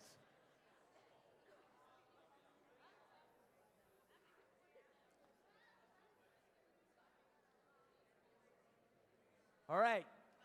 Stop right there. Younger one, repeat back as much as you can about the story you just heard. And then, older one, you have then the opportunity to tell them whether or not they got it right. Okay, so younger one, you're going to say it again. You're going to make sure you understood them correctly.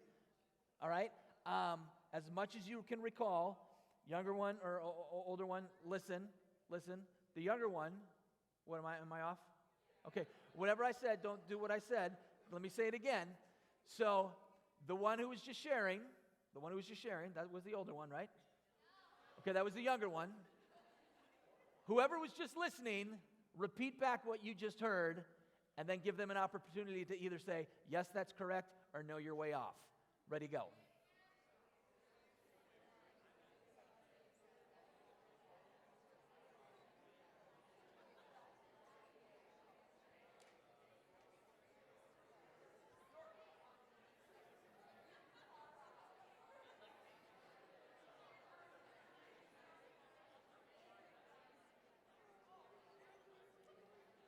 All right, if the person got it right, give them a high five. If they got it wrong, I don't know. Just let it slide. All right, we're going to switch now. Switch one. So, in 30 seconds, 1 minute, sorry. I'm all over the place. In 1 minute, we're going to switch. Find out about your partner's best friend. Find out about your partner's friend. Make at least 3 requests without question marks. If they ask a question with a question mark, just gently rub their back and say, no, you got that wrong. Sorry, that was a question mark. Okay? Ready, go.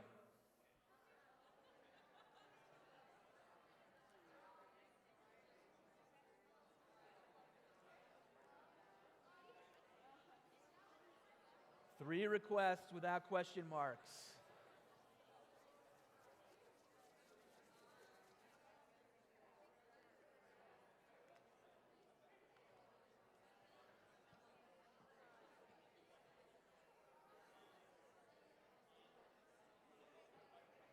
Ten seconds.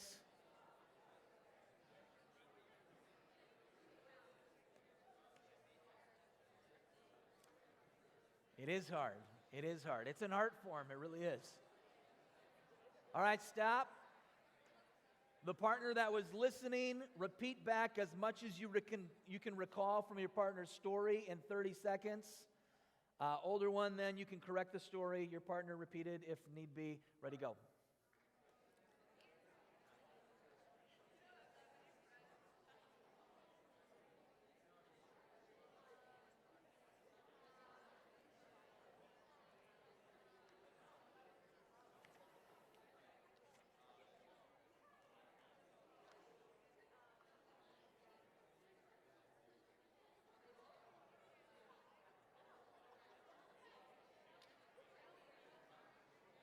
All right.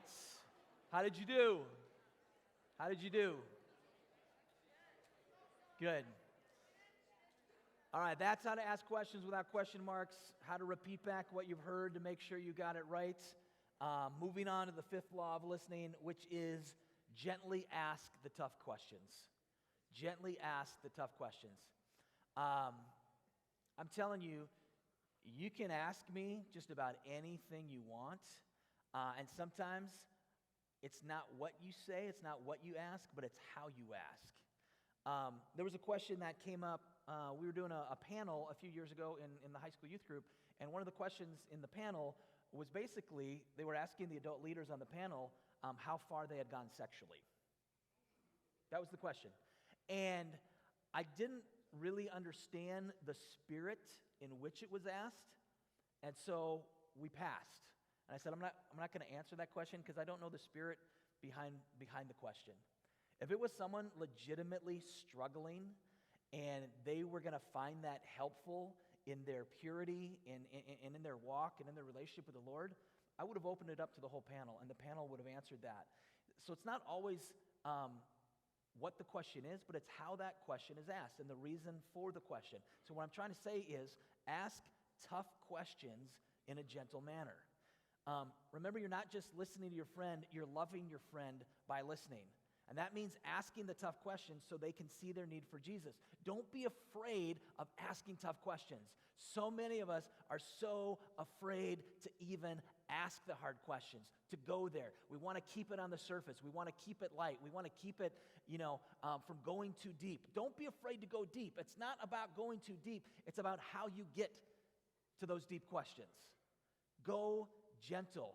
And you know what? You would be surprised. There are people, and you have friends who are dying to go deep, who are dying to get off the surface. They want to answer those questions, but you just got to ask them gently. You got to ask them gently. If you ask harshly, you may shut down the conversation or damage the friendship or confirm the suspicion that Christians are all judgmental, they're pushy, and gentle is the only way to go. Next video.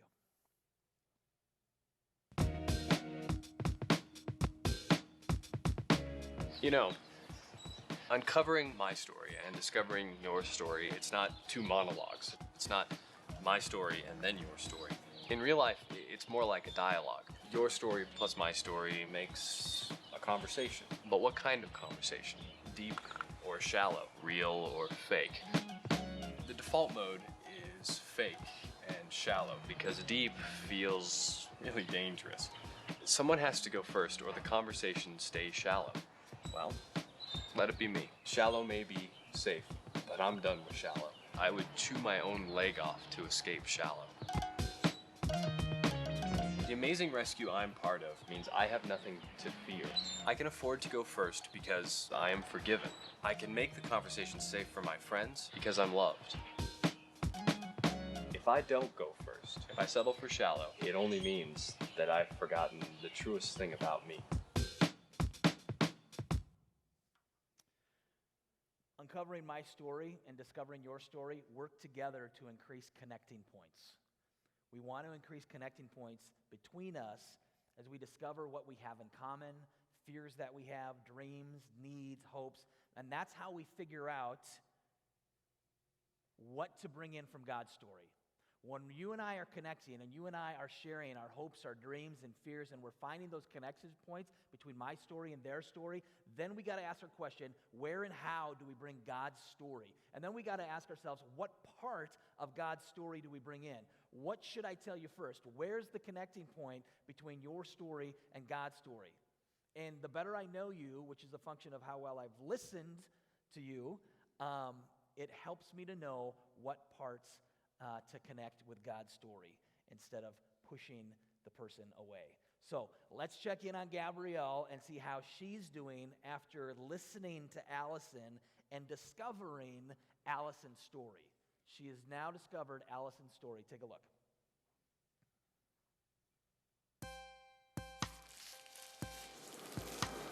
I'm so sorry. I can't believe it. How did he tell you? Stupid note on the way into class. A note. What did he say? Oh, graduate. I couldn't finish it. What do you want to do here? I'm so sorry, Al. Can I do anything to help? He shouldn't have slept with me if he was going to do this. Oh, boy. Help. Sweetie.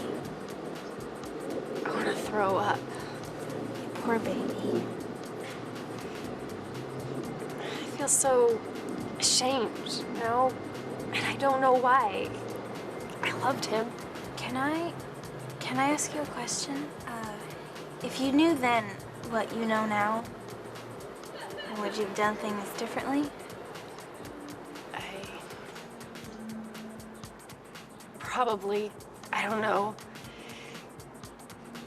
I thought it was love. I thought we were... I guess I didn't. It's not like we were gonna get married or something. I just don't know anymore. And so now you feel... abandoned. Stupid. There's lots I wish I could take back. I know. He's like the only guy I ever felt this way about, I felt so safe there, For about a minute. I'm such a girl. What was I thinking? I don't know. But you gotta give him credit for one thing, right? He waited until after prom. You're such a punk. I'm dying over here. What's your problem? I know, I'm sorry. I had to see. I didn't want you to drive into a tree or anything. Yeah, hey, I'm thinking about killing myself. Can I borrow the car, Dad? Seriously, I won't do anything stupid. You know that. Yeah. Actually, no, I don't. I mean, you're in a lot of pain right now. Sometimes you self-medicate. Maybe a little bit. Just a little. Well, enough of that then. She's not going to kill herself. Move on. Yeah, that's how we deal with these things. Bite our lip and get on with our lives, right? Anyway, listen, I don't have to work today. You want to hang out? Sure. It'll keep me out of bars. Yeah, it'll keep you out of your dad's liquor cabinet. How do you know about that? Seriously, what else do you know?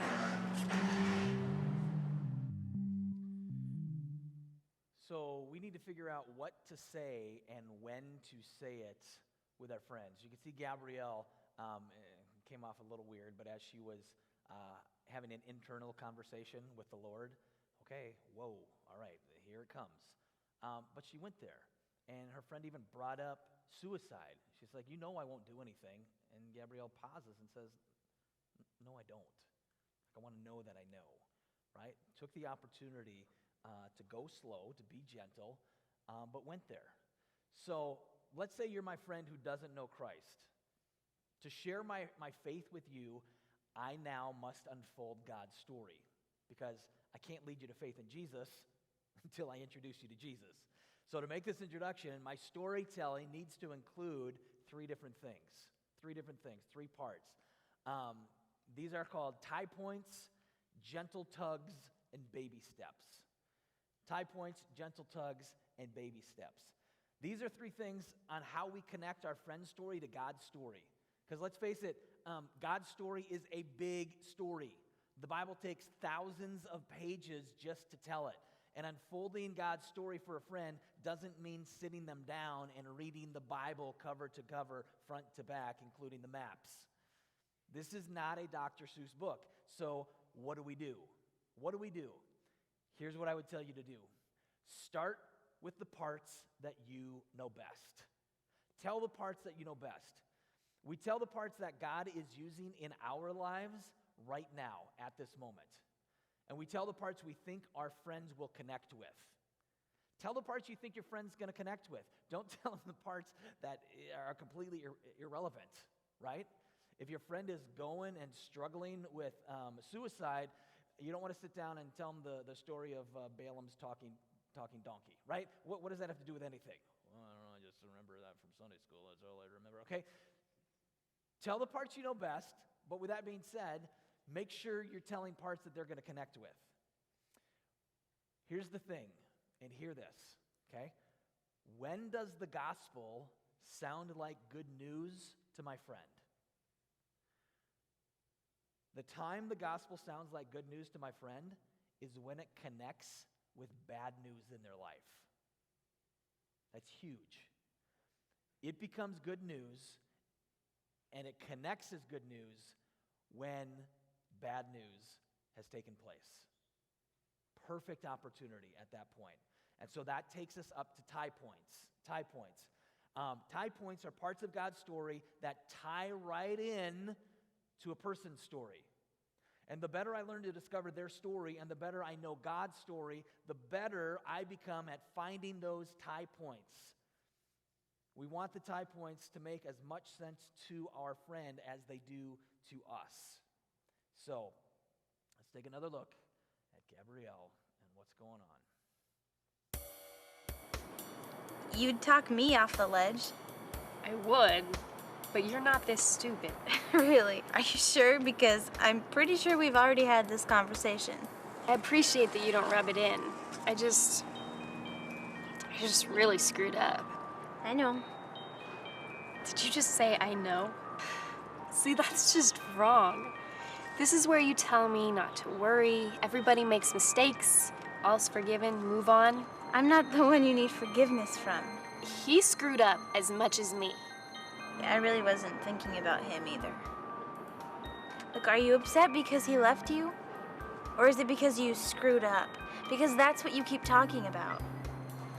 I bring it up because I want you to tell me it's all right. At least tell me it's gonna be all right. What? Okay, look. You said you feel ashamed earlier, right? I mean, is that right?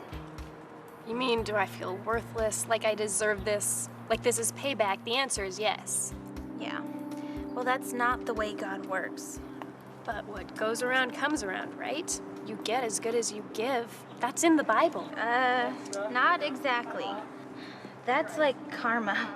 God's story is about grace. It's about mercy. That's why God's story is such good news. Because what goes around doesn't necessarily come around. That is why forgiveness is so important to me. I don't know. I mean, I don't not believe what you're saying. I'm just so used to thinking God is out to get me. That you try to avoid God? Well, sounds kind of dumb when you put it that way. You know what? I give you grief about being a good little Christian because I don't think you're a bad person. I mean, you're like me, right? So when you talk about needing God, well, if you're no worse than me. And no better. Yeah. Well, the thing is, what you're saying is that if you need God, maybe I need God even more. I haven't wanted to hear that. It's not more, Allison. It's the same. Like, there's a story in the Bible about a woman who was having sex with a married man. And the religious police, they came and they took her to Jesus to trap him because he kind of had a reputation for going easy on people like her. Wait a minute. It was against the law? Yeah, but that's not the point of the story. The point is, he stoops down and starts writing stuff in the dirt. And then he stands and he says, "All right, stone her. But let those of you who have never sinned cast the first stones." Then he stoops down and starts writing again. And one by one, they slip away. Until finally, all that's left is Jesus and this woman. That's crazy. Right. And he asks her, "Where are your accusers now? Will none of them condemn you?" And he says, "Neither do I. Go and leave your life of sin." What did he write in the dirt? It doesn't say. But you know, if I were there, he could have written my name. Then what happened? It doesn't say. I mean, the point of the story. The point is, neither do I. Go and leave your life of sin. That's crazy.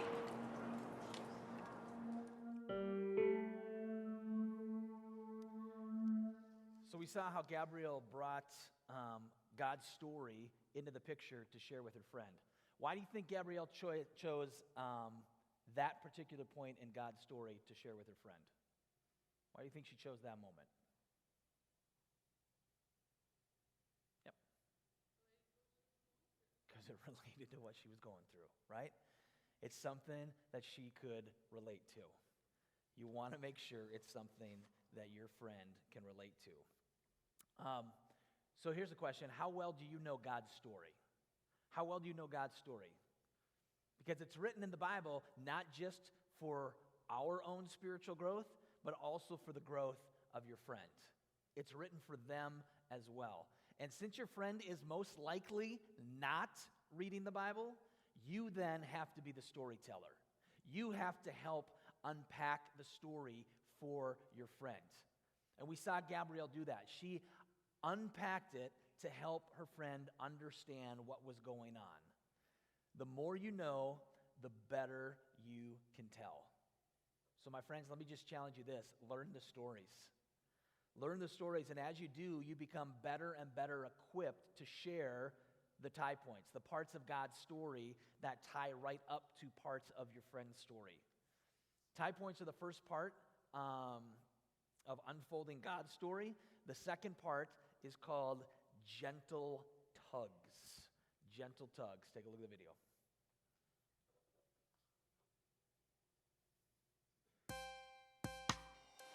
Because I'm not trying to sell anything, Joy. But if you don't give her an opportunity to respond, it's not evangelism. Maybe that's what we're not agreeing on here. The ism. Evangelism. What's that supposed to mean?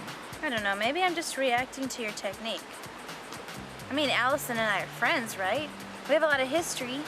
We care about each other. And this isn't a contest of wills. Yes, it is. It's her will against God's will. But it's not her will against my will. She's not an enemy. Then why don't you challenge her to respond? Because it's not good news yet. Not to her. It's the good news. Not to her, it's not. Not yet. That's because you haven't really presented the gospel. Okay, you say you can teach me to communicate the gospel in 5 minutes, right? I don't even know what I can say about my own faith in 5 minutes. At least that's true. Yeah, I can summarize or give an outline, but that's not communicating. What if you're on a bus? Are you trying to tell me that I can't present the gospel in the time it takes to cross town? Joel, I'm not good at hypotheticals. Look, I've got 5 minutes. Tell me, why do you need God's grace? I can tell you in 5 seconds. Because all has sinned and fallen short of the glory of God. Yeah, that's very interesting. But I've got the 5 minutes. Go ahead, 300 seconds. I'm part of the all and all have sinned. And so are you. Hey, you're preaching to the choir here, Joel. I already know why I need to be rescued. Well, at least partly.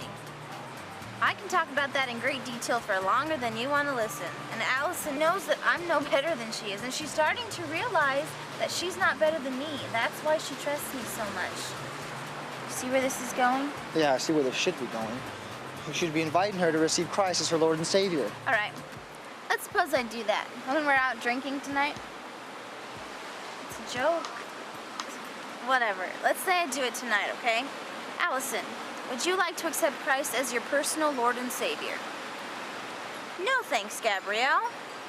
As a matter of fact, I'd prefer it if you just didn't bring it up anymore. I mean, has that ever happened to you? Yes. Yeah, and how are those friendships going? Well, I'm still looking for opportunity, but they know where I stand, and they know that I'm available anytime. It's up to God. Yeah, the trouble with trying to close the deal is that it ends the conversation. You know, my cousin said, you can't close the deal because there's no deal to close. It's more like picking fruit. You can pick it when it's ripe, and you can tell when it's ripe when you give a gentle tug and it falls right into your hand. Pulling harder isn't gonna rush anything. I don't know what makes your cousin such an expert on this. She's not. She's just a person who loves people and trusts Jesus. She does whatever it takes for as long as it takes to introduce people to God. That doesn't take an expert or a salesman. I think it's more about paying attention to what God's up to, so you can be in the right place at the right time to give a gentle tug. I think when it comes to gentle tugs, for a lot of us, this is the scariest part about sharing our faith. Maybe because lots of people think about it as a sales pitch, and it's where the person decides whether or not to buy or sell. I'm in or I'm out. And it can be nerve-wracking. And that's where things get sticky, because if the person says no, then you're stuck. It's not like you can keep going back to someone and asking them to buy what they already said no to. That's what telemarketers do, and this is definitely not telemarketing. So the point is this: you're not selling anything. You're not selling anything, you're sharing stories. You're doing life, you're sharing stories. This cannot be emphasized enough. You're sharing stories. If the Holy Spirit is moving in your friend's life, then maybe your friend is ready to believe in God's story too. But maybe not. So find out. Find out with a gentle tug. Some of us are so stinking afraid to find out. Let me challenge you and encourage you to find out. Have the conversation. Ask where they're at. Find out what they're thinking, what they're feeling, where they're at on the spiritual journey. So many of us don't know because we're so scared to ask. But when you approach it in a way where you're sharing life together and you're doing 3 stories, it's not a process, it's not a procedure, it's not a project. It goes so much better in the long run. Ask in a way that it doesn't close down the conversation. This is a friend, not a project. Projects end, friendships continue. If you do receive a no, that doesn't necessarily shut down the conversation entirely either, because there are some follow-ups. You can say things like, well, tell me what's keeping you from believing. What's preventing you from entering a relationship with Jesus? You can invite a friend to hang out with other friends that know God's story. You can invite your friend to church or youth group or camp. You don't give up and you don't move on. And above all else, you just keep doing the same thing that we've talked about, being real and so on and so on. Gentle tugs help us learn whether or not a person, like Gabrielle said, is ripe or not. But believe it or not, sooner or later, you may give a gentle tug and find out your friend was just waiting to be asked. They were just waiting for that opportunity, and they're ready. The big question is, what happens then? Okay, what do I do? Shoot. Okay. Let me call Pastor Craig real quick. Let's go. Let's search for spiritual laws. How to accept Jesus as my personal Lord? Like what? Like now what? What happens when you give that gentle tug and they say, "I'm in. Sign me up. I've never had anyone explain it to me before, but now I get it." That brings me to the third part of unfolding God's story, which is baby steps. Baby steps. Oh, you're ready to receive Jesus? Okay, instead of baby steps, let's take a giant leap and let's put you in the school cafeteria. I want you to stand up on the lunch table and I want you to witness to all of your friends and tell them why you love Jesus. Time out. Too soon. We're talking about baby steps. This person is a brand new believer, brand spanking new. So here's a few ideas of things you can do to help your friend grow in their relationship with Jesus. Okay, your friend is a newborn Christian. This is going to be an incredible spiritual journey. So, step one, pray together. Pray together. No magic formula here whatsoever. Just say, hey, let's talk to God. Guess who gets to go first? You do. Let's talk to God. I'll go first. And then you talk to God in the plainest English as you possibly know, so your friend can see how simple and direct prayer can be. You don't even have to close your eyes. You don't even have to bow your head and fold your face and all that kind of stuff, right? You just talk to God. And then you could say something to your friend like, go ahead, tell God what you're thinking and feeling right now. You can say it out loud. It doesn't have to sound perfect. And then just zip the lips and listen. Okay? So, partner up. You got your partner. Here's what we're going to do. It's not going to be hard. With your partner, I want you to pray out loud for the two names that you wrote down. And I want you right now to specifically ask God to give you the chance, for you to recognize the chance, for you to take the chance when it's presented to pray with your friend. Okay? Ask God to give you the chance, for you to take the chance with your friend, just like we talked about. Okay? Out loud with your friend. You got 2 minutes. Ready, go.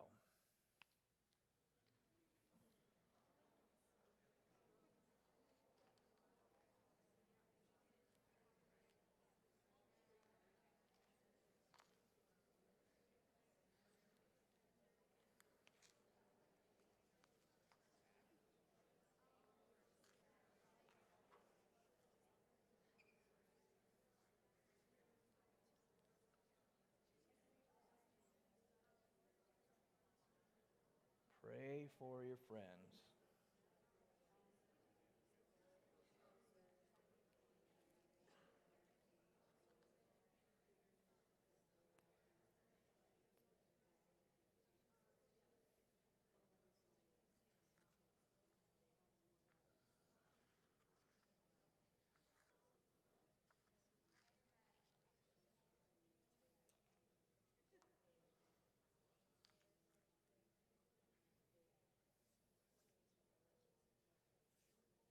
A few more seconds.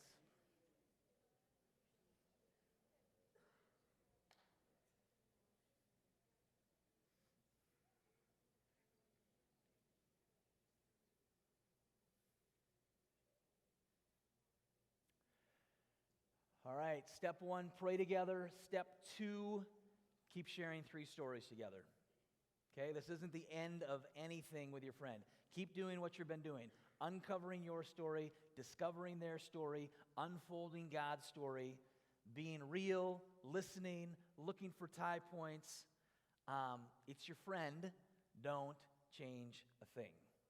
So, step 3, attend church or youth group together or something like it. A Christian club at school, a Bible study, something. Bring your friend with you. Give them a lift if you can. But bit by bit, introduce them to people who love Jesus, beginning with your peers and branching out into other networks. And step number 4, here's something you can try. Read the Gospel of John together. If you don't know where to start, if you don't know where to begin, again, the Bible's a big book. I'd encourage you to start with the Gospel of John. Read it together with your friend. I mean, just think about the questions that will come up and what a great experience it would be for both of you. So there they are, the baby steps. Pray together, keep sharing 3 stories together, attend youth group together, and read John's Gospel together. Let's find out what's going on with the girls.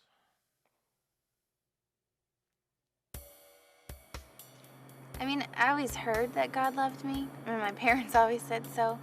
But you didn't believe it. I could pass the true and false test. Question 3. God loves me. True. The essay questions were a little tougher.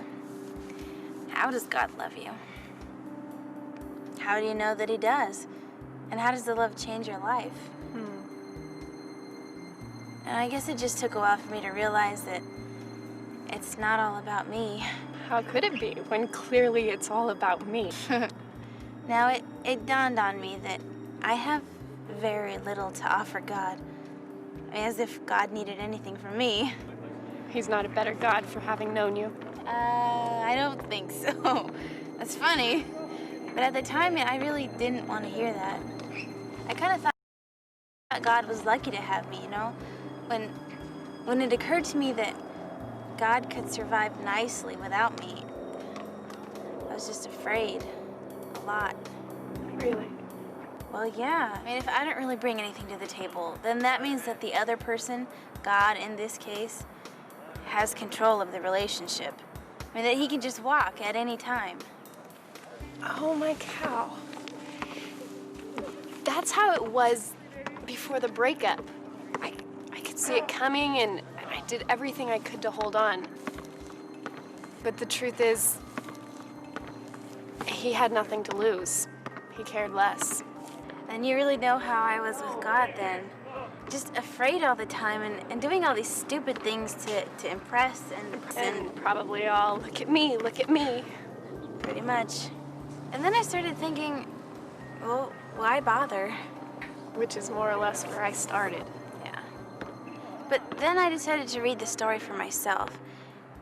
For the first time, I mean, really read it. I'd always taken other people's word for it, but there was just something about Jesus that was so terribly disturbing, yet completely comforting at the same time.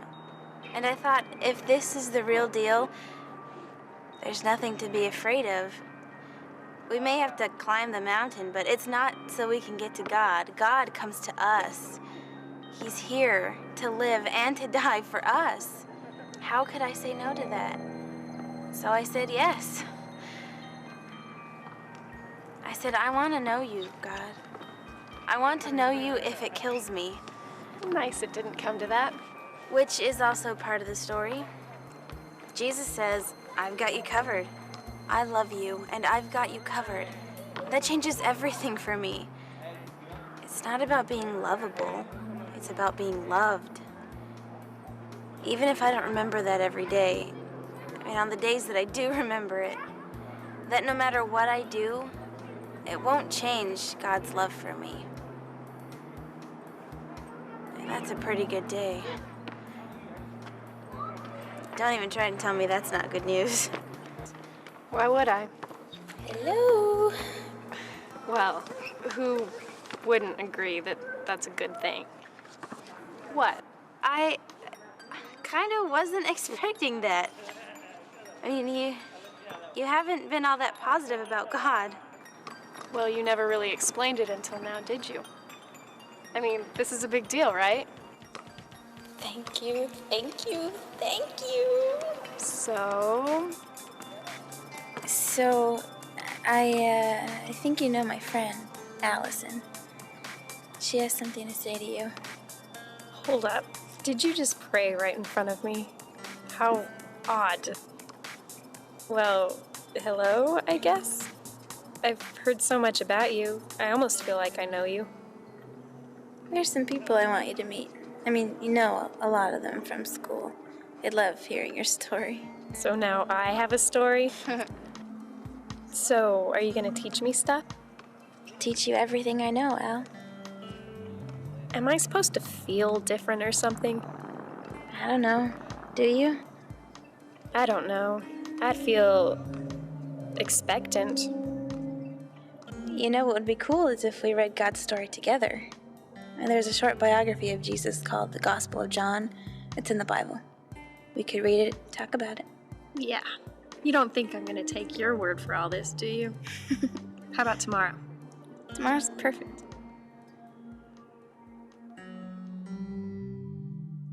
Quite the journey that we watched unfold. But you know what's kind of strange? In the video, Allison just said yes to Jesus after all that.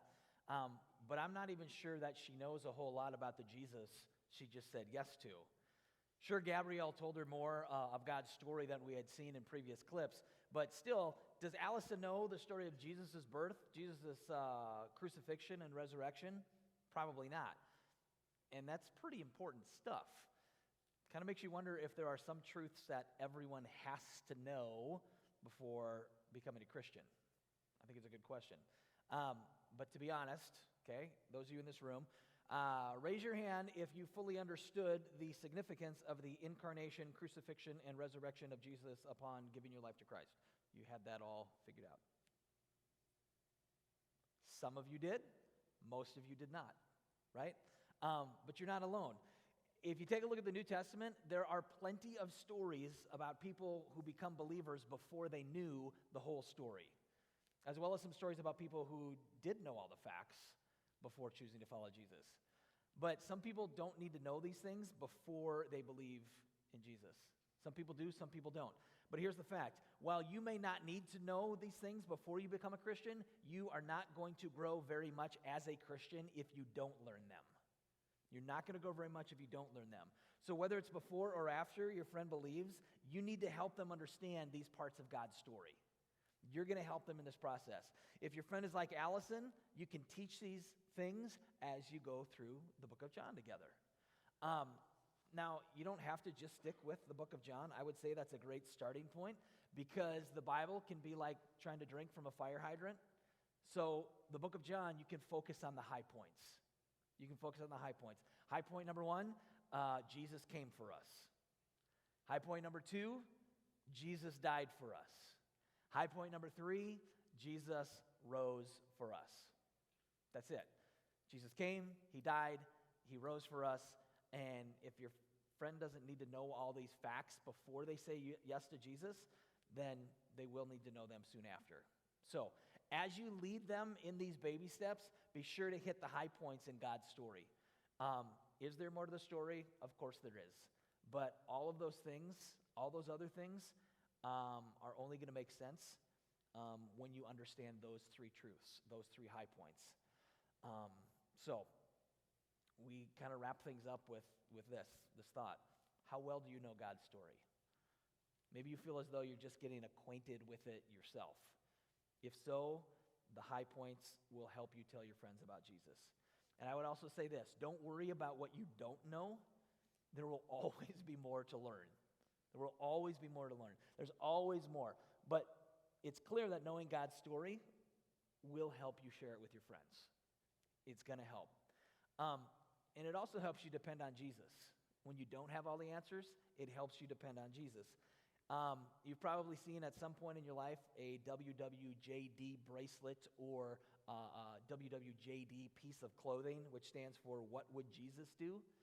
The letters stand for What Would Jesus Do? But it's hard to know what Jesus would do if you don't actually know what he did. Hard to know what he would do in a situation today if you don't know what he did some 2,000 years ago. But it's easier for us to depend on Jesus when we get to know him by abiding in him and by being grounded in the Word of God. I just want to close with this. It goes back to something I said at the very beginning. I think we have a real problem in the church, and honestly a real problem in this youth ministry. And a lot of that falls on me, and I got to take blame for that, for not being more urgent. But there is definitely a lack of urgency when it comes to sharing the gospel and telling others about Jesus. Evangelism has not been a priority for us as a church, in our lives, in our youth ministry, and it needs to be. It needs to be a priority, a sense of urgency to share the gospel with others. 3 years ago, before going to Nicaragua, we did some of this 3-story training in preparation for that trip. And I handed out books, I handed out actually workbooks that we had worked through at that time. And at the front of the book, what we were assigned to do was to write the name of an individual that we were willing to share the gospel with, somebody in our circle of relationships that we would share the gospel with. And I wrote down the name Matt right there in the book. And I was committed to sharing the gospel with Matt, to doing 3 stories with him. Matt was my next door neighbor. Matt, very rough around the edges. Drove a motorcycle on certain days, drove a pickup truck with no muffler on other days. He tore apart the yard in between his driveway and my driveway, which is my property, because he needed extra space to get his truck into the driveway and still have space to get into his garage. I could hear him playing his music sometimes at night in the garage or tinkering around, and I could hear him with his smoker's cough from time to time. But I was committed to doing 3 stories with Matt. And I'll tell you, a week turned into a month turned into 3 years turned into 6, and I was waiting for the perfect opportunity. The garage door was open on many nights, but I was waiting for the time where it would be this obvious open door where Matt would see me pull into my driveway and say something, "Hey, Craig, how's church going? What's going on in Christianity now and then? What's going down with the youth group?" Like, I was waiting for that open door so I could give and present the gospel to him. I was waiting, in a sense, for the perfect moment. And then one night I got home and my wife says, "Hey, Craig, did you hear that Matt died last night?" Well, we don't know that he died last night, but he was found face down in his living room. His parents tried to call him, and he didn't answer. So he may have been lying there for a few days, for all we know. We don't even know why he died, but he's gone. And it's like I just got punched in the gut. Because what was I waiting for? And I don't say this to scare you,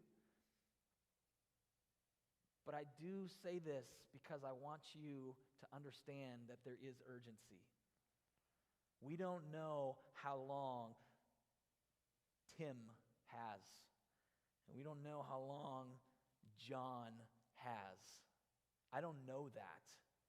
And I can sit back and wait for the perfect opportunity, or I can make the most of the opportunities that I've been given to do 3 story on a daily basis, to love on them, to pray for them, to use 3 stories as often as I can, to make that a way of life, not only for Tim and for John, but for every relationship that I have and come in contact with, because we don't know what tomorrow may bring.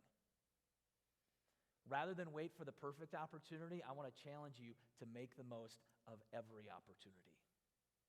And sometimes we pray and we say, Lord, give me the opportunity to share my faith. And I wonder if God just says, every day is an opportunity. Every day. And why are we praying for opportunities when we should probably just be praying that we take advantage of the opportunities? We don't have to have it perfect. We don't have to have the formula down perfectly. And it's not a formula. These are people. These are relationships. Projects end. People and friendships last forever. So let's make the most of the opportunities that we've been given. And for some of you, that might mean, and the reason I allowed you, though it was somewhat of a distraction for many of you over the last couple hours, to hang on to your cell phones, because some of you maybe need to call or text a friend or family member right now tonight before you do anything else. And simply open up a conversation saying, "Hey, I'm at church tonight. We've got a youth group retreat. We were talking about the gospel, and I just want you to know I'm praying for you. Hey, where are you at with the whole Jesus thing? And see what happens and see where it goes. So I want to give you the blessing to do that if you feel led to do that and make the most of the opportunities that you've been given. We're going to go out and put that into practice tomorrow with people that we have never met before, never seen before. But God has also given us people and relationships in our lives that are important and maybe need to have a conversation right here, right now. And you can let the enemy talk you out of it, saying, oh, it's too late, it's past their bedtime, they're probably sleeping, they're probably not home, I don't even have their number, I don't know where I'd find their number. You can talk yourself out of it every time. Because again, that's what Satan wants you to do. Wait till tomorrow. Tell them about Jesus, but just wait until the perfect opportunity. Wait until the next day or next week. So let me pray for us, and then I'll let you know what's going to be happening next. But again, I want to encourage you, if you guys need to send a text, if you guys need to make a phone call, don't let the clock strike 10:15 without doing that. Father God, I thank you for the truth that we can find in your word. I thank you for the relationship that we can have with your Son, Jesus Christ. God, I pray simply that we would make the most out of every opportunity that we've been given, that we would stop waiting for the perfect moment and just take the moments that have been given to us. God, I am using the death of my neighbor Matt to motivate me to not allow that to happen again. No more Matts in my life. So God, may we take the courage, take the strength, know that we can do all things through your Son who gives us strength, and to share the good news, to do 3 stories with each and every person in our lives. We love you and pray these things in Jesus' name. Amen. So here's what's going to happen next. It is snack time. So we have